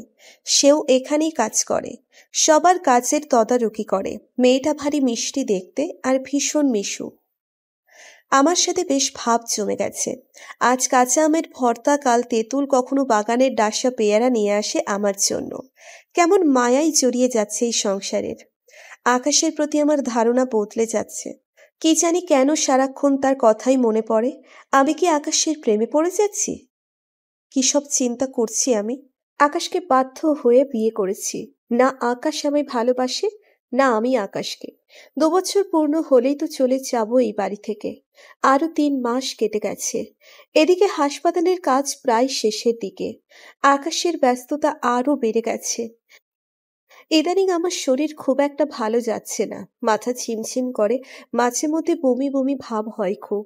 2 দিন বমিও হয়েছে। আজ যখন আকাশ অফিসে চলে যায় খুব খারাপ লাগছিল, তাই শুয়েছিলাম অনেক সময়। তারপর যখন উঠে গেলাম মাথা ঘুরে পড়ে যায়। তখন শোভা উপরে এসেছিল। সে দেখতে পেয়ে তাড়াতাড়ি আরো অন্যদের ডেকে এনে রুমে নিয়ে মাথায় পানি দেয়। কিছুটা সুস্থ বোধ করলেও শোভা জোর করেই ডাক্তারের কাছে পাঠায়। আমি একা একা পারবো না ভেবে সে নিজেও আমার সাথে আসে। তার চোখে মুখে খুশির ঝিলিক, কিন্তু আমায় ভীষণ ভয় করছে। শোভা যা ভাবছে সত্যিই যদি তা হয়, কি করব আমি? আমার একদিকে যেমন ভয় লাগছে, অন্যদিকে অন্যরকম একটা ভালো লাগা কাজ করছে। আবার আতঙ্কিত হয়েও আছি। এ যেন এক মিশ্র অনুভূতি। ডাক্তার অনেকগুলো টেস্ট করালেন। সামান্য এই সমস্যার জন্য এত টেস্ট করতে হবে কেন বুঝি না। কিভাবে যে রোগীর কাছ থেকে টাকা নিবে সেই ধান্দাই থাকে মনে হয়। এসব মনে মনে ভেবে বিরক্ত হচ্ছি। রিপোর্ট পরদিন দিবে, তাই বাসায় চলে আসি। সন্ধ্যায় আকাশ বাসায় ফিরে এসে দেখে আমি বিছানায় শুয়ে আছি। এই সন্ধ্যায় শুয়ে আছো কেন? শরীর খারাপ? না, মাথাটা ধরে আছে তাই। রেডি হও, এক্ষুনি ডাক্তারের কাছে যাব। আমি যে ডাক্তারের কাছে গিয়েছিলাম সেটা ওকে জানানো যাবে না। আর এখন নিয়ে গেলে আবার পরীক্ষা করবে, আবার কি রিপোর্ট আসবে সেটা আকাশ জেনে যাবে। কিন্তু আমি সেটা চাচ্ছি না। আর তাছাড়া সারাদিন শেষে বাসায় এসে আবার আমাকে নিয়ে বের হবে, সেটাও আমার খারাপ লাগবে। তাই বললাম, আরে তেমন কিছু না, দুপুরে ঘুমানোর অভ্যেস হয়ে গেছে, আজ ঘুমাইনি তাই মাথা ধরে আছে। ও তাই বলো। জানো, আর মাস 2 মধ্যে হাসপাতালের কাজ শেষ হয়ে যাবে। আমি খুবই এক্সাইটেড। আকাশের চোখে মুখে খুশি, কত প্রাণ খুলে মনে হয় হাসছে। পরদিন আমি নিজেই রিপোর্ট আনতে গেলাম। ডাক্তার বলল, আপনার গার্ডিয়ান কেউ আসেনি? ডক্টর, আমার আসার মতো কেউ নেই, তাই যা বলার আমাকেই বলুন। ডাক্তার রিপোর্ট দিলেন আমার হাতে। রিপোর্ট হাতে নিয়ে বসে আছি। আমি বসা থেকে উঠতে পারছি না, মনে হচ্ছে আমার। তারপর হাসপাতাল থেকে বেরিয়ে এলাম। আমার পা ভেঙে আসছে। এখন কি করব আমি? এখন কাউকে কিছু বলা যাবে না। তারপর বাসায় ফিরে আসি। শোভা দৌড়ে এসে আমায় দেখে। ভাবি, ডাক্তার কি বলল? আমি মৃদু হেসে বললাম, তেমন কিছুই না, অতিরিক্ত টেনশনে নাকি মাথা ঘুরিয়ে পড়ে গেছি। শোভার মুখ দেখে বুঝতে পারলাম ও আশাভঙ্গে ব্যথিত হয়েছে। তারপরও তাকে কিচ্ছু বলতে পারলাম না। প্রায় 1.5 মাস পরে হাসপাতালের কাজ শেষ হয়েছে। আকাশ আমাকে নিয়ে ঘুরিয়ে দেখালো। হাসপাতাল তৈরি হয়ে গেছে, তবে চালু করতে আরো 4-5 মাস লাগবে। নতুন কর্মচারী, ডাক্তার, নার্স নিয়োগের প্রসেস শেষ হতে। আকাশের ব্যস্ততা এখন কমেছে। আজকাল আকাশ অনেক খোশ মেজাজে থাকে, কিন্তু আমার ভেতরে কি চলছে আমি কাউকে বোঝাতে পারছি না। আর মাত্র কয়েকটা দিন, 2 বছর পূর্ণ হলেই আমিও চলে যাব আকাশের জীবন থেকে। কিন্তু আমার এত কষ্ট হচ্ছে কেন? মনে হচ্ছে আমার ভেতরটা দুমড়ে মুচড়ে যাচ্ছে। এই বাড়ি, এই বাড়ির মানুষজন, এই বাড়ির ছাদ, বাগান, সবকিছুর মায়ায় জড়িয়ে গেছি। এর মধ্যে আমার শারীরিক অবস্থা আরো খারাপ হচ্ছে। কাউকে কিচ্ছু বলতে পারছি না। আকাশের ব্যস্ততা এখন অনেকটা কম হওয়ায় বাসায় থাকতে পারছে অনেক সময়। আকাশ যখন দেখলো একদিন বমি করতে, তখন জিজ্ঞেস করলো, কি হয়েছে তোমার? তেমন কিছু না, হঠাৎ এমন হলো, মনে হয় অ্যাসিডিটির জন্য। আকাশ কিছু না বললেও ওকে চিন্তিত মনে হলো। এরপরে একদিন আকাশ আমাকে নিয়ে বের হতে চাইছে, কিন্তু আমার প্রচন্ড মাথা ঘুরাচ্ছে যে যাওয়া সম্ভব হয়নি। ক্লান্তিতে হাত পা ভেঙে আসে আমার। নিজের ভেতরে নিজেকে শক্ত করতে চেষ্টা করছি, কিন্তু শরীর যেন মানছে না। আজ সকালেও কেমন শরীর খারাপ লাগছে, বমি বমি ভাব। খুব কষ্টে আটকে রাখতে চাইলাম, কারণ আকাশ বাসায় ছিল, কিন্তু শেষ রক্ষা হলো না। হঠাৎ আমার চোখ ঝাপসা হয়ে আসে। কোনো রকমে বিছানায় এসে চোখ বন্ধ করে শুয়ে থাকি। মাথা ভার হয়ে আছে, কিন্তু বিছানা থেকে উঠতে গিয়ে মাথা ঘুরিয়ে পড়ে যায় বিছানার কিনারায়। আকাশ ব্যালকনিতে ছিল। সে দৌড়ে আসে। কাজল, কি হয়েছে তোমার? কাজল। আমি জ্ঞান হারাইনি, মাথা চক্কর দিচ্ছিল। কিচ্ছু হয়নি, মাথা। আর কোনো কথা শুনবো না, এখনই যাবে আমার সাথে। আকাশকে শত অনুরোধ করেও আটকাতে পারিনি। জোর করে ডাক্তারের কাছে নিয়ে যায়। এদিকে টেনশনে আমার অবস্থা খারাপ। যদি রিপোর্ট দেখে কি হবে তখন? যাবার সময় আকাশ বলল, কাজল, হুম, একটা কথা বলতে চাইছিলাম। বলুন। মৃদু হেসে আকাশ বলল, আমার মনে হচ্ছে তোমার সমস্যা অন্য কিছু। আমাকে আবার নতুন করে বাঁধার কিছু করনি তো? আকাশের কথার মানে আমি বুঝতে পারছি, তাই কিছু বললাম না। আমি অস্বস্তি বোধ করছি। আকাশ সেটা বুঝতে পেরে সেও আর কিচ্ছু বলল না। ভাগ্য ভালো, আগে যে ডাক্তার দেখিয়েছিলাম সেই হাসপাতালে আসলেও সেই ডাক্তার না, আজ অন্য ডাক্তার ছিলেন। আবারও টেস্ট করতে করলাম। আকাশ বসে রিপোর্ট নিয়েই যাবে। কি করব ভেবে পাচ্ছি না। অনেক বুঝিয়ে আকাশকে রাজি করালাম আগামীকাল আকাশ রিপোর্ট নিয়ে যাবে। অবশেষে আকাশ রাজি হলে বাসায় ফিরে আসি। এদিকে আমার ভেতরে ঝড় বইছে। আর মাত্র একটা দিন, আকাশের সাথে সব বন্ধন ছিন্ন হয়ে যাবে। এই মুহূর্তে আমি চাইছি না আকাশ কিছু জানুক। পরদিন আকাশ অফিসে চলে যায়। সেই সুযোগে আমি নিজেই রিপোর্ট নিয়ে আসি। তবে ডাক্তারকে আর রিপোর্ট দেখাইনি, কারণ ডাক্তার আকাশের খুব পরিচিত। আমি তো জানি রিপোর্ট কি এসেছে। বিকেলবেলা আকাশ বাসায় ফেরে। আমাকে বলল রেডি হতে, কিছুক্ষণ বিশ্রাম নিয়ে রিপোর্ট আনতে যাবে। এখন কি করব? হাত পা অবশ হয়ে আসছে। আকাশও বের হবার জন্য রেডি হচ্ছে। ঠিক তখনই একটা ফোন আসে। রাগে আকাশের চোখ মুখ লাল হয়ে গেছে। একটা বিষয় খেয়াল করলাম, একটা ফোন আসে মাঝে মধ্যে, আর আকাশ এইভাবে রেগে যায়। কে ফোন করে? আর আকাশই বা এভাবে রেগে যায় কেন? হাজারটা প্রশ্ন মাথায় ঘুরছে।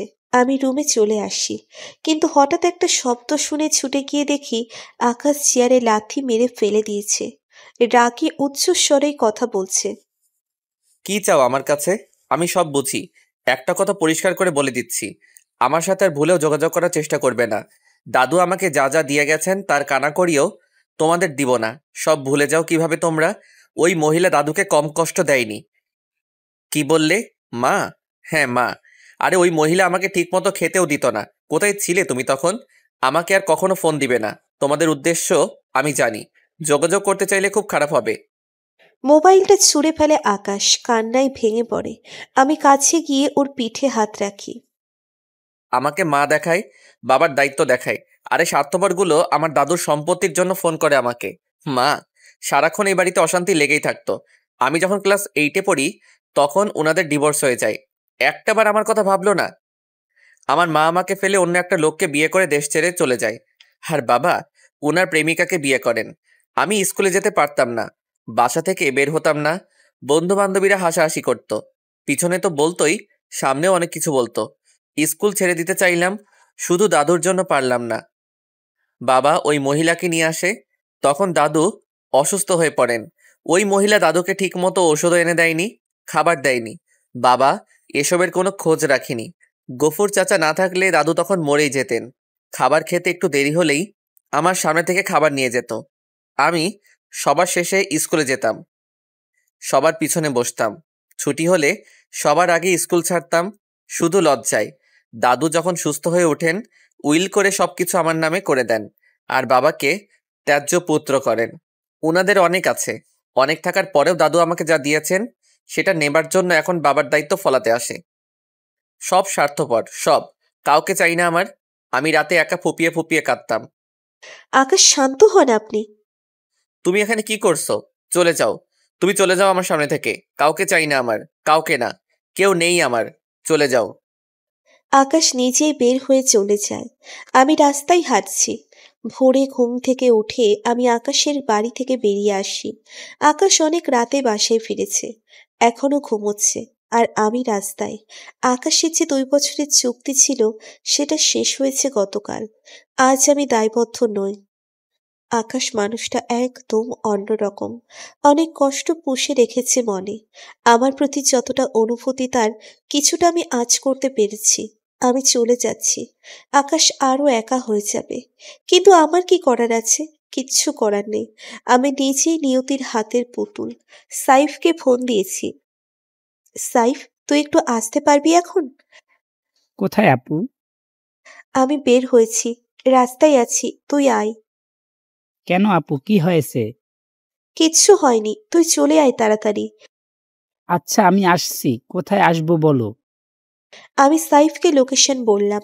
একা যেতে ভরসা পাচ্ছি না। সাইফ আসতে এত দেরি করছে কেন? আমি একা গাড়িতে উঠবো না, হাত পা অসাড় হয়ে আসছে। এদিকে আকাশ ঘুম থেকে ওঠে, কিন্তু আমাকে কোথাও খুঁজে পায় না। শেষ পর্যন্ত দারোয়ান জানায় আমি খুব ভোরে বের হয়েছি। কোথায় যাব এত সকালে আকাশ ভেবে পাচ্ছে না। রুমে আবার যখন আসলো তখন ছোট্ট চিরকুট চোখে পড়ল। আকাশ, আপনাকে অনেক ধন্যবাদ। আপনি অনেক কিছু করেছেন আমার পরিবারের জন্য। গতকাল আপনার 2 বছর পূর্ণ হয়েছে। আমিও কথা রেখেছি। 2 বছর আপনার প্রতিটি কথা মেনে চলেছি। চলে যাচ্ছি আমি, কিন্তু মনে হয় আপনার বাড়ির মায়ায় জড়িয়ে গেছি। কিন্তু যেতে তো হবেই। ভালো থাকবেন, কাজল। আকাশের চোখে পানি। এভাবে চলে যাব ভাবিনি আকাশ। এখন আকাশ ভাবছে নিশ্চয়ই মামার বাসায় যাব আমি। অনেকক্ষণ স্তব্ধ হয়ে বসে থাকার পর মনে পড়ল রিপোর্ট আনা হয়নি। সাথে সাথেই সেখানে চলে যায়। গতকাল রিপোর্ট নেবার কথা ছিল। স্যার, আপনার ওয়াইফ কাল সকালে রিপোর্ট নিয়ে গেছে। নিয়ে গেছে? এমন সময় সেই ডাক্তারও যাচ্ছিলেন এদিক দিয়ে। আরে আকাশ সাহেব, আপনার ওয়াইফের রিপোর্টগুলো দেখালেন না? তখন হাসপাতালের লোকটা বলল, স্যার ওনার ওয়াইফ কাল রিপোর্ট নিয়ে গেছেন, কিন্তু উনি এখন রিপোর্ট নিতে আসছেন। ডাক্তারকে খুব চিন্তিত মনে হলো। আকাশ একটু ইতস্তত করে বলল, আপনার ওয়াইফ কোথায়? ওর বাড়িতে চলে গেছে, আমাকে কিছু জানায়নি, একটু ফ্যামিলি প্রবলেম। ডাক্তার বুঝতে পারলেন, বললেন, আসুন আমার সাথে। তারপর প্যাথোলজিতে গিয়ে খোঁজ করলেন। গত পরশু একজন পেশেন্ট ছিলেন, কাজল নাম, একটু সার্চ করে দেখবেন। স্যার ফোন নাম্বারটা বলুন। আকাশের ফোন নাম্বার দেবার আগেই আমার নিজের নাম্বার দিয়েছিলাম, তাই আকাশ আমার নাম্বারটা দিল। জি স্যার, উনি 2 মাস আগেও এই টেস্টগুলো করিয়েছিলেন ডাক্তার আলতাফ নবীর প্রেসক্রাইবডে। ডাক্তার আলতাফ নবী, একটা কপি দিন প্লিজ, ইটস আর্জেন্ট। কপি দিলেন তারা। হাসপাতালের সব রেকর্ড করে রাখা হয়। সব রোগীর রিপোর্ট 1 বছর পর্যন্ত সংরক্ষণ করা হয়। পরের বছর নতুন করে আবার করা হয়। ধন্যবাদ। ডাক্তারের মুখ আরো গম্ভীর হয়ে গেল। আকাশ সাহেব, একটু কষ্ট করে আমার সাথে আসুন। আপনার সাথে দীর্ঘদিনের পরিচয় আমার, তাই ব্যক্তিগত পরিচয় থেকে আপনার জন্য খোঁজ নিচ্ছি। আসুন, ডাক্তার আলতাফ নবীর সাথে দেখা করতে হবে। উনি একজন নিউরোলজিস্ট। নিউরোলজিস্ট? কিন্তু ডাক্তার। প্লিজ আসুন আমার সাথে। আকাশ ডাক্তারের সাথে ডাক্তার আলতাফ নবীর চেম্বারে যায়। স্যার, এই রিপোর্টগুলো দেখেন। কাজল নামের একটা মেয়ের 2 মাস আগে আপনি এই টেস্টগুলো করিয়েছিলেন। ডাক্তার আলতাফ নবী রিপোর্টগুলো হাতে নিয়ে বললেন, হ্যাঁ, আমি করিয়েছিলাম। আমার মনে আছে মেয়েটার কথা। কেন জানেন? মেয়েটা বলেছিল ওর কেউ নেই, তাই রিপোর্টগুলো ওর হাতেই দিতে হলো। মেয়েটা রিপোর্ট হাতে অনেক সময় এখানে বসেছিল, তারপর সেই যে গেছে আর আসেনি। আমার প্রায়ই মনে হয় মেয়েটার কথা, খুব খারাপ লাগে। আকাশ কিছুই বুঝতে পারছে না, কি বলছে এসব ডাক্তার। ডক্টর, কি হয়েছে বলুন আমাকে, রিপোর্ট কি আছে? আপনি কে? মেয়েটার পরিচিত কেউ? স্যার, উনি আকাশ চৌধুরী, মেয়েটার হাজব্যান্ড। হাজবেন্ড? কিন্তু মেয়েটা যে বলল। I C. ডক্টর প্লিজ বলুন কি হয়েছে, আমার খুব টেনশন হচ্ছে, প্লিজ বলুন। ডাক্তার সাহেব একটু সময় চুপ থেকে বললেন, দেখুন আকাশ সাহেব, আমরা ডাক্তার, এ ধরনের কিছু বলতে আমাদেরও খারাপ লাগে, কিন্তু কি করব বলুন? আপনার নিজেকে শক্ত রাখতে হবে। প্লিজ ডক্টর বলুন কি হয়েছে। আপনার ওয়াইফের যে লক্ষণগুলো ছিল, মাথা ধরে থাকতো, কখনো খুব ব্যথা করতো, মাথা ঘুরতো, বমি বমি ভাব, হাত পা অসাড় হয়ে আসতো। এসব দেখে উনি মনে করেছিলেন প্রেগনেন্সি, তাই অন্য একজন ডাক্তার দেখান। ওই ডাক্তার সব শুনে সাথে সাথে আমার কাছে রেফার করেন। আমি সব টেস্ট করিয়েছি, এইসব লক্ষণ, তারপর চোখে ঝাপসা দেখা, সব কিছুই আসলে প্রেগনেন্সির জন্য নয়। ডাক্তার আরও একটু সময় নিয়ে বললেন, আপনার ওয়াইফের ব্রেন টিউমার, দীর্ঘদিন ধরে সমস্যাগুলো হয়ে যাচ্ছে, কিন্তু উনি পাত্তা দেননি। আকাশের পায়ের নিচ থেকে মনে হচ্ছে মাটি সরে গেছে। ডাক্তারের চেম্বারের কান্না শুরু করে।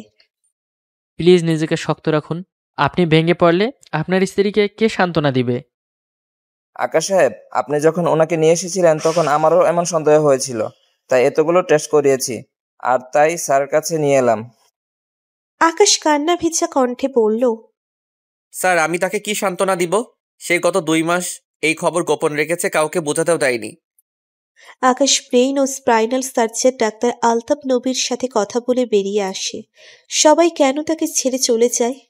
আকাশের হাত পা জমে আসছে, কিচ্ছু ভাবতে পারছে না আর। এমন সময় সাইফের ফোন আসে। আকাশ ভাই।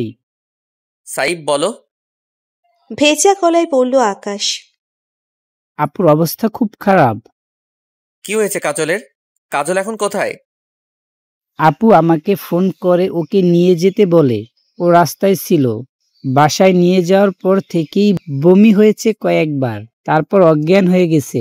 আমি হাসপাতালে নিয়ে আসছি, আপনি তাড়াতাড়ি আসুন। কোন হাসপাতাল? সাইফ হাসপাতালের নাম বলে ফোন রেখে দেয়। এক মুহূর্ত দেরি না করে হাসপাতালে ছুটে আসে আকাশ। এসে ডাক্তারের সাথে কথা বলে সবচেয়ে ভালো হাসপাতালে এমার্জেন্সি ট্রান্সফার করাই। আমার জ্ঞান ফিরেছে। হাসপাতালে আছি বুঝতে দেরি হয়নি। একটু পর সাইফ আসলো। ওর চোখ দুটো দিয়ে পানি ঝরছে, বারবার চোখের পানি মুছে। কিরে, কাঁদছিস কেন? আমি এখন ভালো আছি, কান্না করার কি হলো? আপু তুমি এমন কেন? সারা জীবন অন্যের কথা ভেবেই গেলে। কি হয়েছে তোর? কিছু হয়নি আমার। সাইফ বেরিয়ে যায় কেবিন থেকে। পৃথিবীতে এত নিষ্ঠুর কেন? কেন প্রিয়জনদের ছেড়ে এভাবে চলে যেতে হয়? আমার শরীর যখন খারাপ ছিল ভেবেছিলাম আমি কনসিভ করেছি, কিন্তু যখন রিপোর্ট হাতে পাই আমার পায়ের নিচের মাটি সরে গেছে। ডাক্তারের চেম্বারে অনেক সময় ধরে বসেছিলাম। আমার বুঝি এটাই বাকি ছিল? আমি জানি আকাশ আমাকে কতটা ভালোবাসে, আমাকে আঁকড়ে বাঁচতে চেয়েছে, কিন্তু আমার কিচ্ছু করার ছিল না। শুধু শুধু ওকে আর কষ্ট দিতে চাই না, এভাবে চলে এসেছি। আসলে কি করা উচিত আমি বুঝতে পারছিলাম না। আমার কাছে কোনো যুক্তি কাজ করছে না। রিপোর্টের কথা কাকে বলতাম? মামার বাসায় বলে ওনাদের কষ্ট দিতে চাইনি। আর আকাশ এত কষ্ট পুষে আছে, কি করে নিজের কথা বলে ওর কষ্ট বাড়িয়ে দিই? আমি ভাবতাম আমার কষ্ট আকাশ বুঝছে না, কিন্তু তার মনে এই পাহাড় বয়ে বেড়াচ্ছে কে জানতো। তাই চাইনে রিপোর্ট ওর হাতে পড়ুক। কিন্তু এখন যদি এখানে টেস্ট করাই তবে সবাই জেনে যাবে। এমন সময় আকাশ কেবিনে ঢোকে। ওকে দেখে আমি অবাক হইনি। নিশ্চয়ই সাইফ খবর দিয়েছে। আকাশের লাল চোখ দুটো ফুলে গেছে। আস্তে আস্তে আমার কাছে এসে বসলো। আকাশের অবস্থা দেখে ভীষণ কষ্ট লাগছে আমার। ওর দিকে তাকাতে পারছি না। আকাশ আমার হাতটা নিজের হাতের মুঠোয় নিয়ে বলে, এভাবে ফাঁকি দিতে চেয়েছিলে কেন কাজল? একটাবার আমাকে জানানোর প্রয়োজন মনে হয়নি তোমার? আমার চোখ দিয়ে পানি ছুটছে। আকাশও অঝরে কেঁদে যাচ্ছে। তারপর চোখ মুছে বলল, কিচ্ছু হবে না তোমার। আমি ডাক্তারের সাথে কথা বলেছি, তুমি একদম চিন্তা করবে না, সব ঠিক হয়ে যাবে। আমার এত কষ্ট হচ্ছে যে মুখ দিয়ে কোনো কথা আসছে না। একজন নার্স এসে একটা ইঞ্জেকশন দিয়ে যায়। আকাশ আমার মাথায় হাত বুলিয়ে দিচ্ছে। আমি চোখ বন্ধ করে আছি। আমার চোখে ঘুম নেমে আসে। মামা মামি, সুমনা, সাইব সবাই এসেছে হাসপাতালে। মামা তো কাঁদতে কাঁদতে অস্থির হয়ে গেছেন। শুধু বলছেন, আল্লাহ, তুমি আমাকে নিয়ে যাও, আমার মেয়েটাকে রক্ষা করো। মামি আমাকে সব সময় বকাঝকা করতেন, কিন্তু আজ বুঝতে পারছি এই বকাঝকার মাঝেও একটা অন্যরকম ভালোবাসা আছে। আমাকে জড়িয়ে ধরে সে কি কান্না! মা গো, তোকে কত কষ্ট দিয়েছি। আর তুই কি না করেছিস আমাদের জন্য। তোর কিচ্ছু হবে না দেখিস। আমি নামাজ পড়ে আল্লাহর কাছে দোয়া করব। তুই ভালো হয়ে যাবি রে মা। মামা মামিকে কাঁদতে দেখে আমারও ভীষণ কান্না পাচ্ছে। সুমনা বলছে, আপু তোমার কিচ্ছু হবে না, তুমি একদম সুস্থ হয়ে যাবে। কিন্তু চোখের পানি ধরে রাখতে পারছে না সুমনা। আচ্ছা, তোমরা এভাবে কান্নাকাটি করলে আমার ভালো লাগবে বলো? একদম কাঁদবে না, ইনশাল্লাহ আমি সুস্থ হয়ে যাব। কয়েকজন ডাক্তারের সাথে আকাশ আসলো। এত লোক কেবিনে অ্যালাউ করা হয় না, তবুও মামা মামিদের আমার অনুরোধে অ্যালাউ করেছে। কিন্তু আর বেশি সময় থাকতে দিলেন না। সবাই বিদায় নিয়ে বাইরে চলে যায়। আকাশের মুখের দিকে তাকানো যাচ্ছে না। ডাক্তার চলে গেছে। আকাশ আমার কাছে বসে আছে, কোনো কথা বলছে না। আকাশ, খুব টেনশন হচ্ছে। আমি সুস্থ হয়ে যাব, চিন্তা করবেন না। আকাশ আমার দিকে তাকিয়ে মৃদু হাসার চেষ্টা করলো, কিন্তু আমি ঝাপসা চোখে স্পষ্ট দেখতে পেলাম চোখ দুটি জলে ভরে আছে। আকাশ আমার হাত ধরে বসে আছে। সারাক্ষণ আকাশ আমার কাছে কাছে থাকছে। রাতে আকাশ সুমনা থাকে এখানে। সাইফ সকালে আসে, সেই রাত পর্যন্ত থাকে। 2 দিন হয়ে গেছে। এর মধ্যে সোফা এসেছিল 2 বার। মেয়েটা কান্নার জন্য কোনো কথা বলতে পারেনি। আকাশ সাইফ সব দৌড়োদৌড়ি করছে, এই ওষুধ এটা সেটা আনতে। আমাকে নিয়ে যাচ্ছে বিভিন্ন টেস্ট করাতে। আকাশ ডাক্তারের সাথে কথা বলতে গেল। আকাশ সাহেব, সব রিপোর্ট আমরা হাতে পেয়ে বোর্ড মিটিং করেছি। আপনি ওনাকে দেশের বাইরে নিতে চাচ্ছেন, ঠিক আছে, কিন্তু আমরা অ্যালাউ করছি না। রুগীর অবস্থা দেখে ওনাকে নিয়ে যাওয়াও এখন রিস্কি। ডক্টর, আপনারা যেভাবেই হোক ওকে সুস্থ করে তুলুন। যা লাগে তাই ব্যবস্থা করুন। আপনারা বললে এক্ষুনি দেশের বাইরে নিয়ে যেতে আমি প্রস্তুত। প্লিজ নিয়ে যাবার ব্যবস্থা করুন।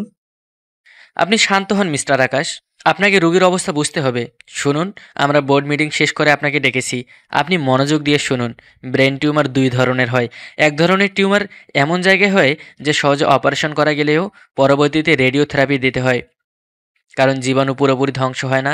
এখানে টিউমার আবারও হতে পারে, এটা ক্যান্সার পর্যন্ত হয়।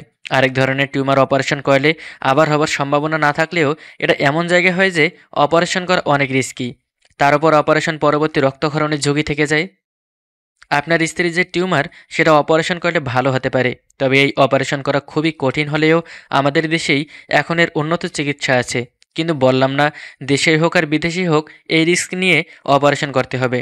অপারেশন ভালোভাবে শেষ হলে যদি রক্তক্ষরণ না হয় তবে উনি সুস্থ হয়ে যেতে পারেন। আপনি ওনার স্বামী, রিস্ক যদি নিতে চান আমরা অপারেশন করতে প্রস্তুত। আর আমাদের সাথে একজন বিদেশি স্পেশালিস্ট আছেন, উনি একটা সেমিনার উপলক্ষে এসেছেন। আপনার ওয়াইফ খুব লাকি, কারণ অনেক আগে থেকে চেষ্টা করেও ওনার শিডিউল মেলে না। এখন আপনি সিদ্ধান্ত নিন, নিয়ে আমাদের জানান, তবে দ্রুত জানাবেন। অপারেশন করতে হলে রুগীকে আগে থেকেই তৈরি করতে হবে। আকাশ কিছু সময় 2 হাতে মুখ ঢেকে বসে থাকে। ডাক্তার তারাও আকাশের মনের অবস্থা বুঝতে পারছে, কারণ তারাও রক্তে মাংসে করা মানুষ। আকাশ সাহেব, ভেঙে পড়বেন না, এটা লাইফ রিস্ক। 2টো পথ আছে আপনার সামনে, হয় রুগী এভাবে কষ্ট পেয়ে মারা যাবে, না হয় অপারেশন। আর অপারেশনটা একমাত্র আল্লাহ ভরসা। আল্লাহ যদি চান তো উনি আবার স্বাভাবিক জীবনে ফিরতে পারবেন। আকাশ নিজেকে স্থির করে নিয়েছে। অপারেশন কখন করবেন? আগামীকাল আমাদের ওটি আছে। আমরা চাইছি প্রথম অপারেশন আপনার স্ত্রীরটা করতে। সময় নষ্ট করতে চাচ্ছি না আমরা। রোগীর অবস্থা নিজেই তো বুঝতে পারছেন। ঠিক আছে ডক্টর, আপনারা অপারেশনের ব্যবস্থা করেন। আকাশ টলতে টলতে বের হয়ে আসে। আমি কখন ঘুমাচ্ছি কখন জেগে উঠছি বুঝতে পারি না। মাথা অসহ্য যন্ত্রণা করে। হাসপাতালের 4 দেওয়ালের বাইরে যেতে খুব ইচ্ছে করছে। আমি যখন থাকবো না তখন তো আর কিছুই দেখতে পাবো না। আমি আকাশ দেখতে পাবো না। আকাশের বাড়িতে পাশাপাশি 2টি শিউলি ফুলের গাছ আছে। যখন গাছে ফুল ফুটতো আমি প্রতিদিন সকালে গাছের নিচে যেতাম। সবুজ ঘাসে যখন শিউলি ফুলগুলো ছড়িয়ে থাকতো আমার প্রাণ ভরে যেত। আমি বুক ভরে নিঃশ্বাস নিতাম। আর কখনো আমি সেই শিউলি তলায় যেতে পারবো না। কষ্ট হচ্ছে, ভীষণ কষ্ট। আমার দিন ফুরিয়ে আসছে। ছাদে খোলা বাতাসে দাঁড়িয়ে মেঘ দেখতে পারবো না। এই পৃথিবীর নিয়ম এত নিষ্ঠুর কেন? আকাশ কি করবে যখন আমি থাকবো না? ওর কি খুব বেশি কষ্ট হবে? আমি জানি আকাশ কান্না করবে আমার জন্য। মামার আদর, মামির বকুনি ঝুকুনি আর শুনতে পাবো না। সাইব সুমনা মামিকে লুকিয়ে এটা সেটা আবদার করবে না। আমার পছন্দের বইগুলোতে ধুলো পড়ে যাবে। সুমনার বিয়ে হয়ে যাবে। কে মুছে রাখবে সেই ধুলো? আর ভাবতে পারছি না, মাথা ফেটে যাচ্ছে। উফ, এত অস্থির লাগছে কেন আমার? তখনই একজন নার্স এসে আবারও একটা ইনজেকশন দিয়ে দেয়। আমার চোখে আস্তে আস্তে ঘুম নেমে আসে।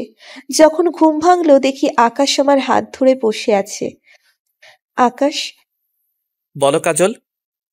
আপনি সারাক্ষণ এখানে পড়ে আছেন, ঠিকমতো খাওয়া দাওয়া কিছুই করছেন না।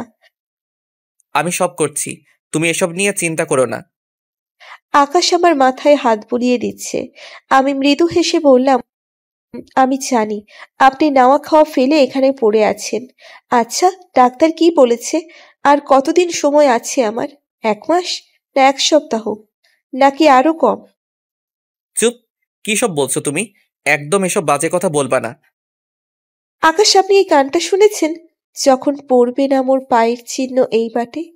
গানটা বোধহয় আমার মতো যাদের সময় ফুরিয়ে যায় তাদের জন্য লেখা হয়েছে। দেখুন, আমার সব লেনা দেনা চুকিয়ে যাচ্ছি। আকাশ আমার গালে হাত রেখে বলল, কোথাও যাচ্ছ না তুমি। সব লেনাদেনা বাকি আছে, সব বাকি আছে। আকাশ কাঁদছে। শব্দ যাতে না হয় অনেক কষ্টে চেপে রাখছে কান্না, কিন্তু চোখ ভেসে যাচ্ছে। আকাশ কেবিন থেকে বেরিয়ে যায়। আকাশ কাঁদছে। কাঁদুক, কান্না চেপে রাখতে নেই, ভেতরটা চৌচির হয়ে যাবে। আকাশ বাইরে বেরিয়ে পাগলের মতো কাঁদছে। আমি চোখ বন্ধ করে বুঝতে চেষ্টা করছি। তীব্র যন্ত্রণা হচ্ছে মাথায়।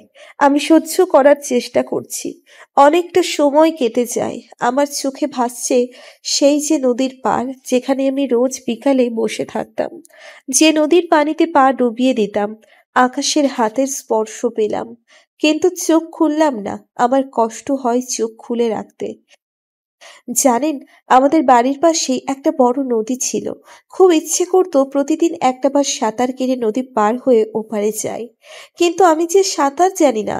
বাবার কড়া নিষেধ ছিল যাতে পানিতে না নামি, আর আমি সাঁতার জানি না, তাই পানিতে নামতে ভয় লাগতো। প্রতিদিন নদীর পানিতে পা ভিজিয়ে বসে বসে দেখতাম। আমার কথা বলতে খুব কষ্ট হচ্ছে, তবুও ইচ্ছে করছে আকাশের সাথে কথা বলতে। হয়তো আর কখনো সুযোগ পাবো না, কিন্তু যা বলতে চাইছি সে কথাটাই বলা হচ্ছে না। সুমনা ফুপিয়ে ফুপিয়ে কাঁদছে, আমি শুনতে পাচ্ছি, কিন্তু কিচ্ছু বলিনি ওকে। কাঁদুক। আকাশ আমার হাতটা ধরে বসে আছে। পাগল লোক একটা, যতক্ষণ আমার কাছে থাকে আমার হাত ধরে বসে থাকে, যেন হাতটা ছাড়লেই আমি অতল গহ্বরে তলিয়ে যাব। আসলেই তলিয়ে যাচ্ছি একটু একটু করে। দিন ফুরিয়ে আসছে আমার। আকাশ বুঝতে পারছে আমার কথা বলতে খুব কষ্ট হচ্ছে, কথা জড়িয়ে আসছে মুখে। তুমি কথা বলো না, চুপ করে শুয়ে থাকো। আমি তোমার পাশে বসে আছি, তুমি ঘুমাতে চেষ্টা করো। আমি চেষ্টা করছি ঘুমাতে, কিন্তু ভীষণ যন্ত্রণা করছে মাথায়। এদিকে ঔষধ খাওয়ানোর সময় হয়েছে। নার্স এসে ঔষধ দিল। আকাশ আমাকে ঔষধ খাইয়ে দেয়। আর কথা বলতে পারছি না, কথা জড়িয়ে যাচ্ছে মুখে, তাই চুপ করে আছি। কখন যেন ঘুমিয়ে পড়লাম। যখন ঘুম ভেঙে যায় দেখি আজকেও মামা মামি এসেছেন। দুজনেই আমার পাশে বসে আছেন। মামার সামনে হুইল চেয়ারে আর মামি আমার হাত ধরে আমার সিটেই বসে আছেন আর বারবার চোখ মুছছেন। আজ বেশি কথা বলেননি আমার সাথে। যাবার সময় আমার কপালে মামি একটা চুমু দিয়ে যান। আমার চোখে পানি চলে আসে। মামিকে এই প্রথম এভাবে জড়িয়ে ধরলাম। মামিও ধরে রাখলেন ওনার বুকের সাথে মিশিয়ে। মনে হচ্ছে কত বছর পরে মায়ের স্পর্শ পেলাম। মামা মামি চলে গেছেন, আকাশ এখানেই ছিল। মামির কাছে বসে হাত ধরল। সে যেন একটা মুহূর্তের জন্য আমার হাত ছাড়াতে চাইছে না। কাজল।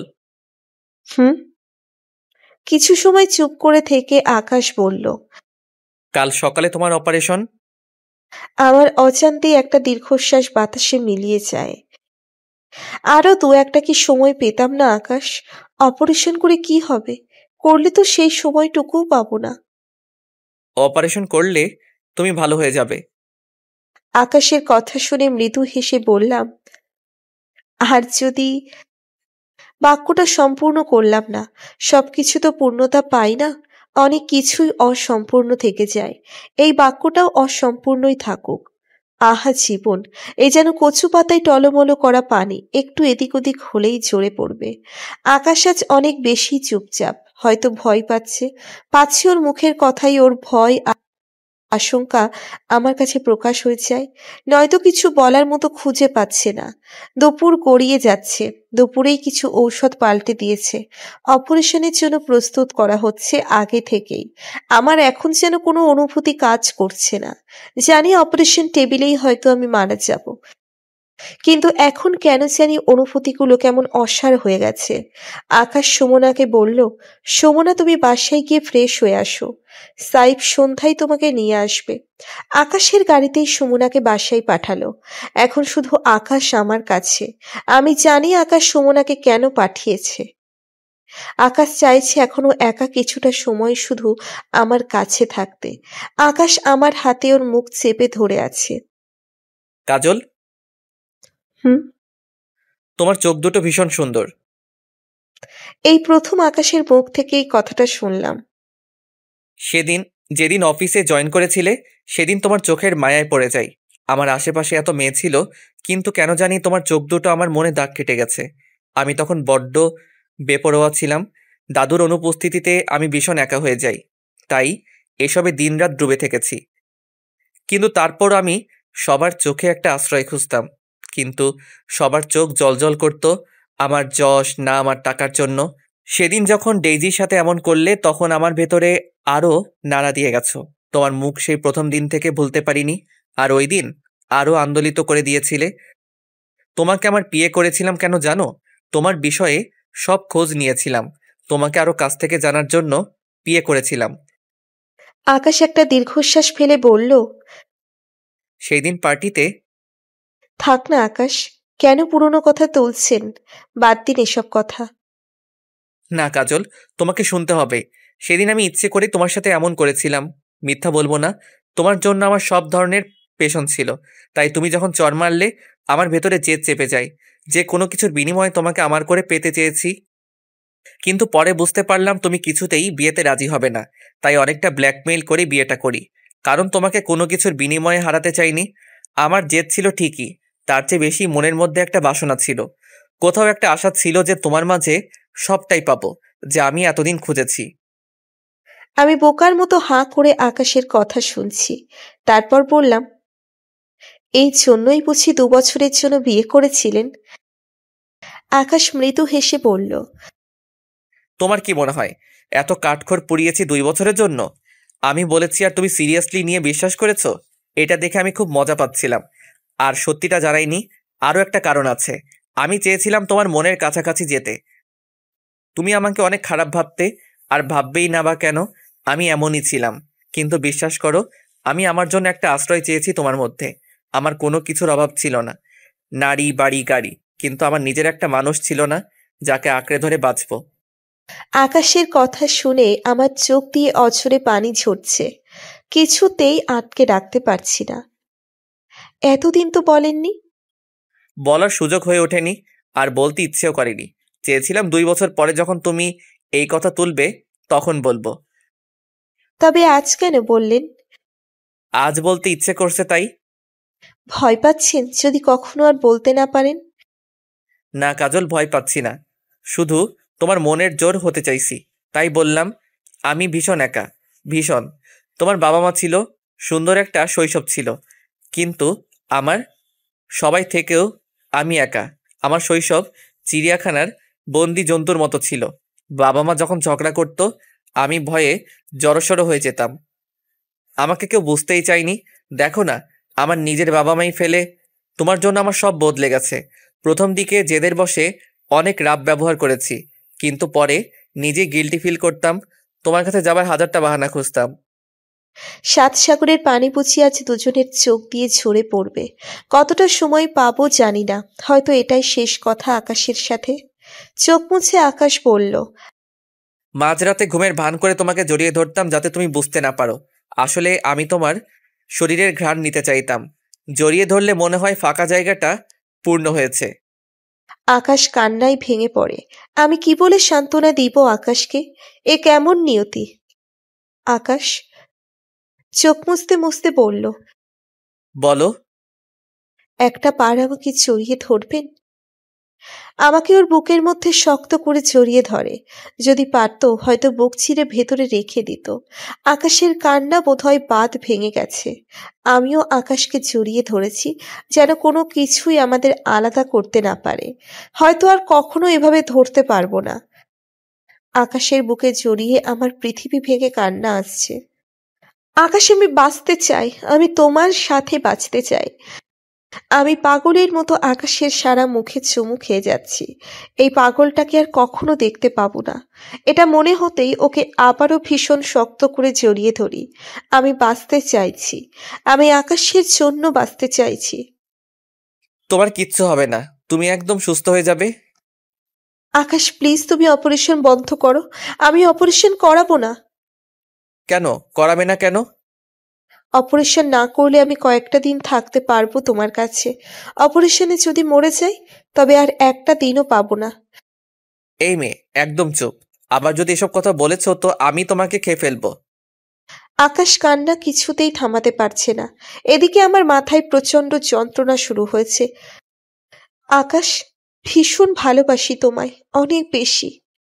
আর কোনো কথা নয়, আমি জানি তুমি আমাকে ভালোবাসো। আমিও অনেক বেশি ভালোবাসি তোমাকে, তাই আমার কথা শুনতে হবে। চুপ করে শুয়ে থাকো, এত স্ট্রেস নেওয়া ঠিক হচ্ছে না। তুমি আমার হাত ধরে বসে থাকো। এই তো আমি হাত ধরে আছি, মাথায় হাত বুলিয়ে দিচ্ছি। ঘুমাতে চেষ্টা করো। দুপুর থেকে আমার খাবার বন্ধ করে দিয়ে স্যালাইন দিচ্ছে। ঘুমের পরিমাণ বেড়ে গেছে আমার। যতক্ষণ জেগে থাকি তীব্র যন্ত্রণায় ছটফট করি। সারা রাত কেটে গেছে। খুব ভোরে ঘুম ভাঙলে দেখি আকাশ আমার হাতেই মাথা রেখে ঘুমিয়ে আছে। আমি আকাশকে দেখছি। আমার দৃষ্টি স্পষ্ট নয়, ঝাপসা। ঝাপসা চোখেও আমি দেখছি আকাশকে। একটা হাত আস্তে আস্তে ওর মাথায় রাখলাম। ঘন্টা 3 পরে অপারেশন। আমি জানি না আর কখনো ওকে স্পর্শ করতে পারবো কিনা। ভীষণ ভয় হচ্ছে আমার। আমার হাতের স্পর্শে আকাশ জেগে ওঠে। ঘুম ভাঙলো কখন? ডাকলে না আমায়? ক্ষীণস্বরে বললাম, এখন। আর কোনো কথা বের হচ্ছে না মুখ থেকে। আমার ভেতরে কেমন একটা করছে, মনে হচ্ছে দম আটকে আসবে। ভয় করছে, ভীষণ ভয় করছে। সময় হয়ে গেছে, আমাকে ওটিতে নিয়ে যাচ্ছে। আকাশও আমার সাথে যাচ্ছে।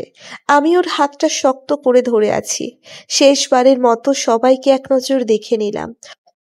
অপারেশন টেবিলে নেবার আগে আমাকে স্যালাইন পাল্টে দিল, আরো কয়েকটা ইঞ্জেকশন দিল। আমার মনে হচ্ছে সারা দুনিয়া ঘুরাচ্ছে। মাথা কেমন ঝিমঝিম করতে থাকে, চোখের পাতা ভারী হয়ে আসছে। টেনে খুলে রাখার চেষ্টা করছি, আমি চোখ খোলা রাখতে চেষ্টা করছি। এদিকে আকাশ সহ সবাই উদ্বিগ্ন হয়ে অপেক্ষা করছে ওটির বাইরে। 3.5 ঘন্টা পরে ডাক্তার বেরিয়ে এলেন। আকাশ ছুটে যায় ডাক্তারের কাছে। ডক্টর, অপারেশন শেষ হয়েছে, 8 ঘন্টা পরে জ্ঞান ফিরবে। তবে রুগীকে এখন 48 ঘন্টা আইসিইউতে রাখা হবে, অবজারভেশনে। আইসিইউতে কখন দিবেন ডক্টর?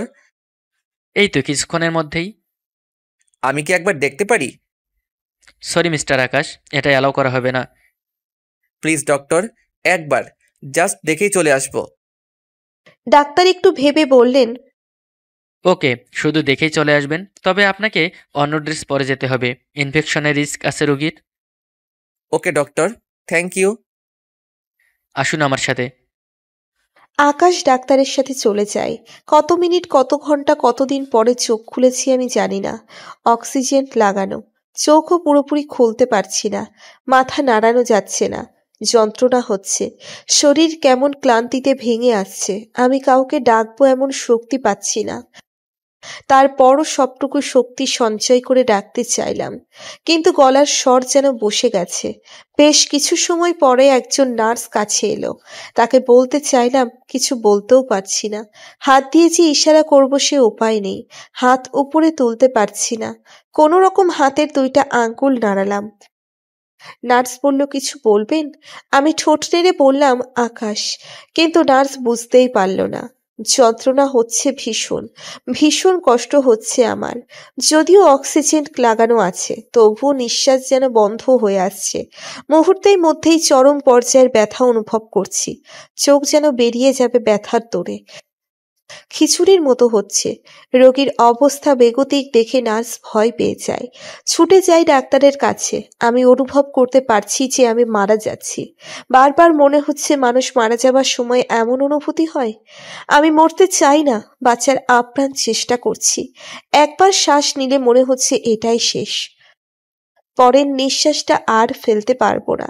সৃষ্টিকর্তার কাছে প্রার্থনা করছি, হে আল্লাহ, আমাকে বাঁচতে দাও, আকাশের জন্য বাঁচতে দাও। আমি ছাড়া ওর কেউ নেই। এমন করুণ একটা সময় আমি আকাশকে একা ফেলে চলে যাচ্ছি। যাচ্ছি না, যেতে হচ্ছে। আমি লড়াই করছি বাঁচার জন্য। এমন একটা অদ্ভুত সময় আমি চোখের সামনে দেখতে পাচ্ছি, সেই যে নদী, নৌকার বয়ে চলা। একটার পর একটা ঢেউ আছড়ে পড়ার শব্দ আমার কানে আসছে। আমি স্পষ্ট দেখতে পাচ্ছি আমার মা রান্নাঘরে রান্না করছে। বারান্দায় বাবার সাথে ছোট্ট একটা মেয়ে খিলখিল করে হাসছে।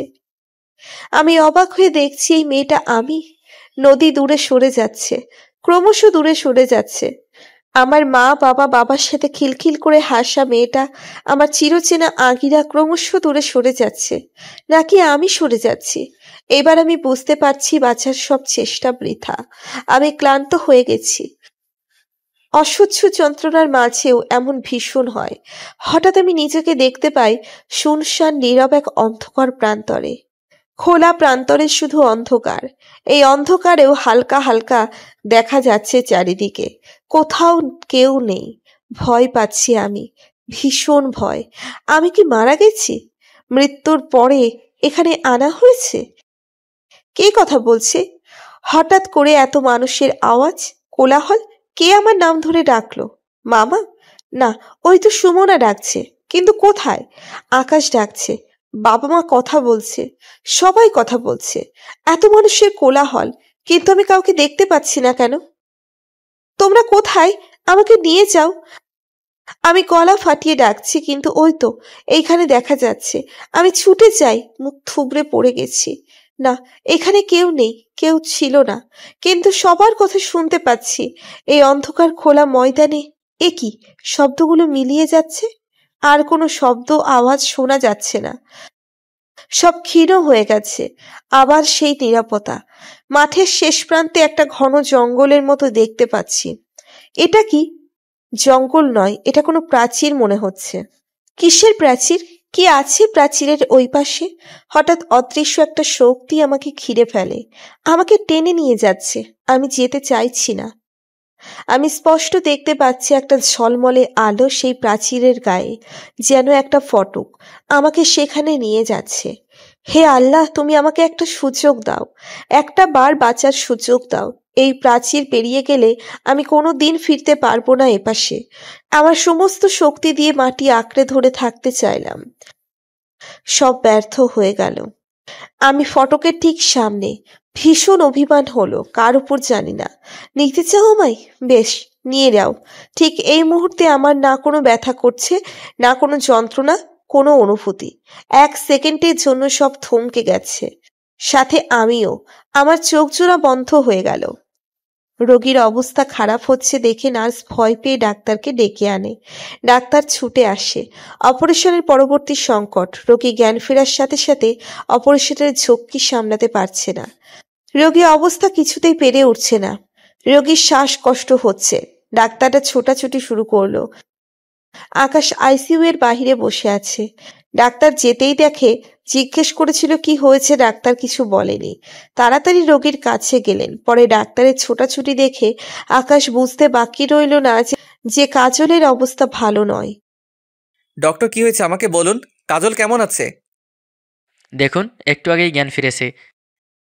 আকাশ খুশি হয়ে বলল, আমি দেখা করতে পারি?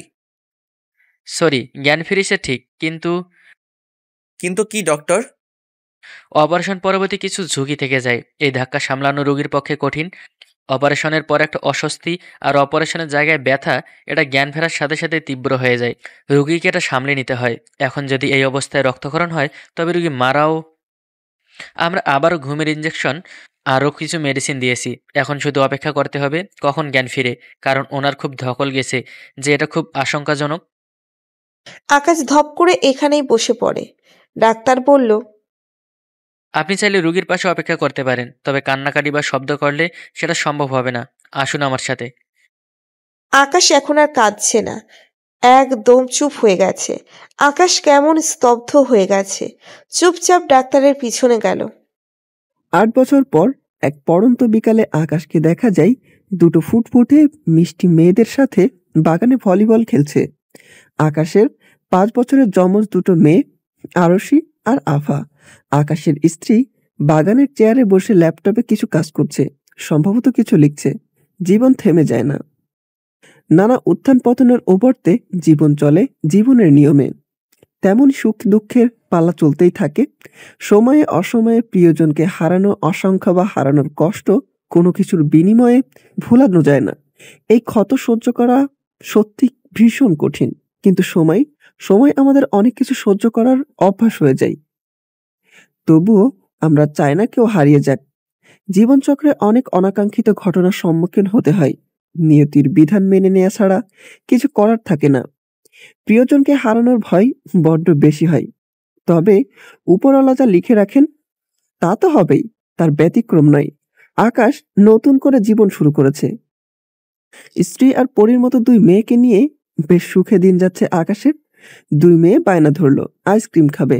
তাদের বাবাকে রাজি করানোর জন্য দুজন 2 পাশ থেকে গলা জড়িয়ে ধরে বলছে, শোনো বাবা, না তুমি তো আমাদের বেস্ট পাপা, শুধু আজকেই আইসক্রিম খাবো। প্লিজ পাপা, চলো না, প্লিজ প্লিজ প্লিজ। মেয়েরা যখন কিছু বায়না করে তখন আকাশকে সোনা বাবা বলে ডাকে। আকাশ বেশ উপভোগ করে, তাই আরো কিছু সময় রাজি না হওয়ার অভিনয় করে। শেষ পর্যন্ত রাজি হয়। কিন্তু তোদের আম্মু কি রাজি হবে? তুমি রাজি করাবে? ওরে বাবা, আমি নেই। পাপা, তুমিও কি আম্মুকে ভয় পাও? বেচারা আকাশ 5 বছরের মেয়ে দুটো জেনে গেছে আকাশ চৌধুরী বউকে বড্ড ভয় পাই। মুস্কি হেসে বলে, ভয় পাবো না, দেখিস না আমরা খেললেই চেঁচামেচি করে, গোছানো সবকিছু নাকি নষ্ট করে ফেলি, আমার কানের পোকা মরে যায়। মেয়েদের কথার ভঙ্গি সুবিধার মনে হচ্ছে না। মেয়ে দুটো মুখ চেপে হাসছে। আকাশের স্ত্রী সেটা আর চোখে খেয়াল করছে। লাইন ধরে 3 জন এসে হাজির আকাশের স্ত্রীর কাছে। কি চাই? আইসক্রিম। হবে না। প্লিজ একবার। নো। প্লিজ আম্মু, আম্মু চলো না, অনেকদিন বাহিরে যাই না একসাথে, সামার ভ্যাকেশন চলে যাচ্ছে। পরশু বের হয়েছিলাম, মাঝখানে একটা দিন গেছে মাত্র। বাচ্চারা এত করে বলছে প্লিজ চলো না, আমারও খুব ইচ্ছে করছে আজ এক জায়গায় যেতে। কোথায়? আগে চলোই না, পরে দেখবে আইসক্রিম খেতে খেতে যাবো সবাই। যাও, রেডি হয়ে নাও। আরশি আর আভা খুশিতে লাফাচ্ছে। আকাশ ওদের নিয়ে ভিতরে যাচ্ছে। আকাশের স্ত্রী তখনও লিখছে। আকাশ ফিরে দেখে ওর স্ত্রী ওঠার নাম নেই। এই কাজল, তাড়াতাড়ি আসো না, বিকেল গড়িয়ে যাচ্ছে। এই তো আসছি, লেখাটা শেষ করেই। প্রায় শেষ, 5 মিনিট প্লিজ। ওকে, তাড়াতাড়ি কিন্তু। আকাশ মেয়েদের নিয়ে ভিতরে যায়, কিন্তু কাজল কি লিখেছে চলুন দেখে আসি। আমি বুঝতে পারছিলাম মারা যাচ্ছি, আমার চোখ বন্ধ হয়ে যায়, কোনো অনুভূতি নেই। তারপর মনে হয় কত যুগ, কত আলোক বর্ষ পেরিয়ে গেছি। আমি চোখ খুলে বুঝতে চেষ্টা করছি কোথায় আমি আছি। আমি কি মারা গেছি? মৃত্যুর পরে এখানে এসেছি? ভালো করে চোখ খুলে দেখি আমার চিরচেনা একটা মুখ। আকাশ আমার হাত ধরে বসে আছে। আমি বুঝতে পারলাম আমি মারা যাইনি। এই প্রথম অনুভব করলাম বেঁচে থাকার স্বাদ। মৃত্যুর সাথে লড়াই করেছি, শেষ পর্যন্ত ঘুমিয়ে পড়ি ইনজেকশন দেওয়ার পর। তারপর কয়েক মাস কেমোথেরাপি নিয়ে বছর 1.5 পরে সম্পূর্ণ সুস্থ হয়ে উঠি। আমি আমার আকাশ আর শিয়াভা, এই বাড়ির সংসার 2 হাতে আগলে রেখেছি আমার বুকে। আকাশ আর আমি দুজন দুজনের রক্ষা কবচ। একটা মুহূর্ত তাকে ছাড়া অন্য কিছু আমার ভাবনাই নেই। মেয়ে দুটো আমাদের চোখের মণি। একদিন আমাদের মেয়ের বড় হবে, ওদের বিয়ে দিব, আমি আর আকাশ বুড়ো হব। আকাশের চুলে পাক ধরবে, হয়তো মুখ ভর্তি দাড়ি সাজাবে। আমরা দুজন বুড়ো বুড়ি মিলে বসে বসে পুরনো স্মৃতি আওড়াবো। রোজকার মতো সকালে হাঁটতে হাঁটতে সেই শিউলি তলায় এসে দাঁড়াবে। যখন ফুলে ফুলে ছেয়ে থাকবে, আকাশ কিছু ফুল কুড়িয়ে আমার আঁচলে দিবে। প্রতিদিন ভালোবাসার নতুন নতুন গল্প পেতে চ্যানেলটি সাবস্ক্রাইব করে পাশে থাকা বেল বাটনে ক্লিক করুন।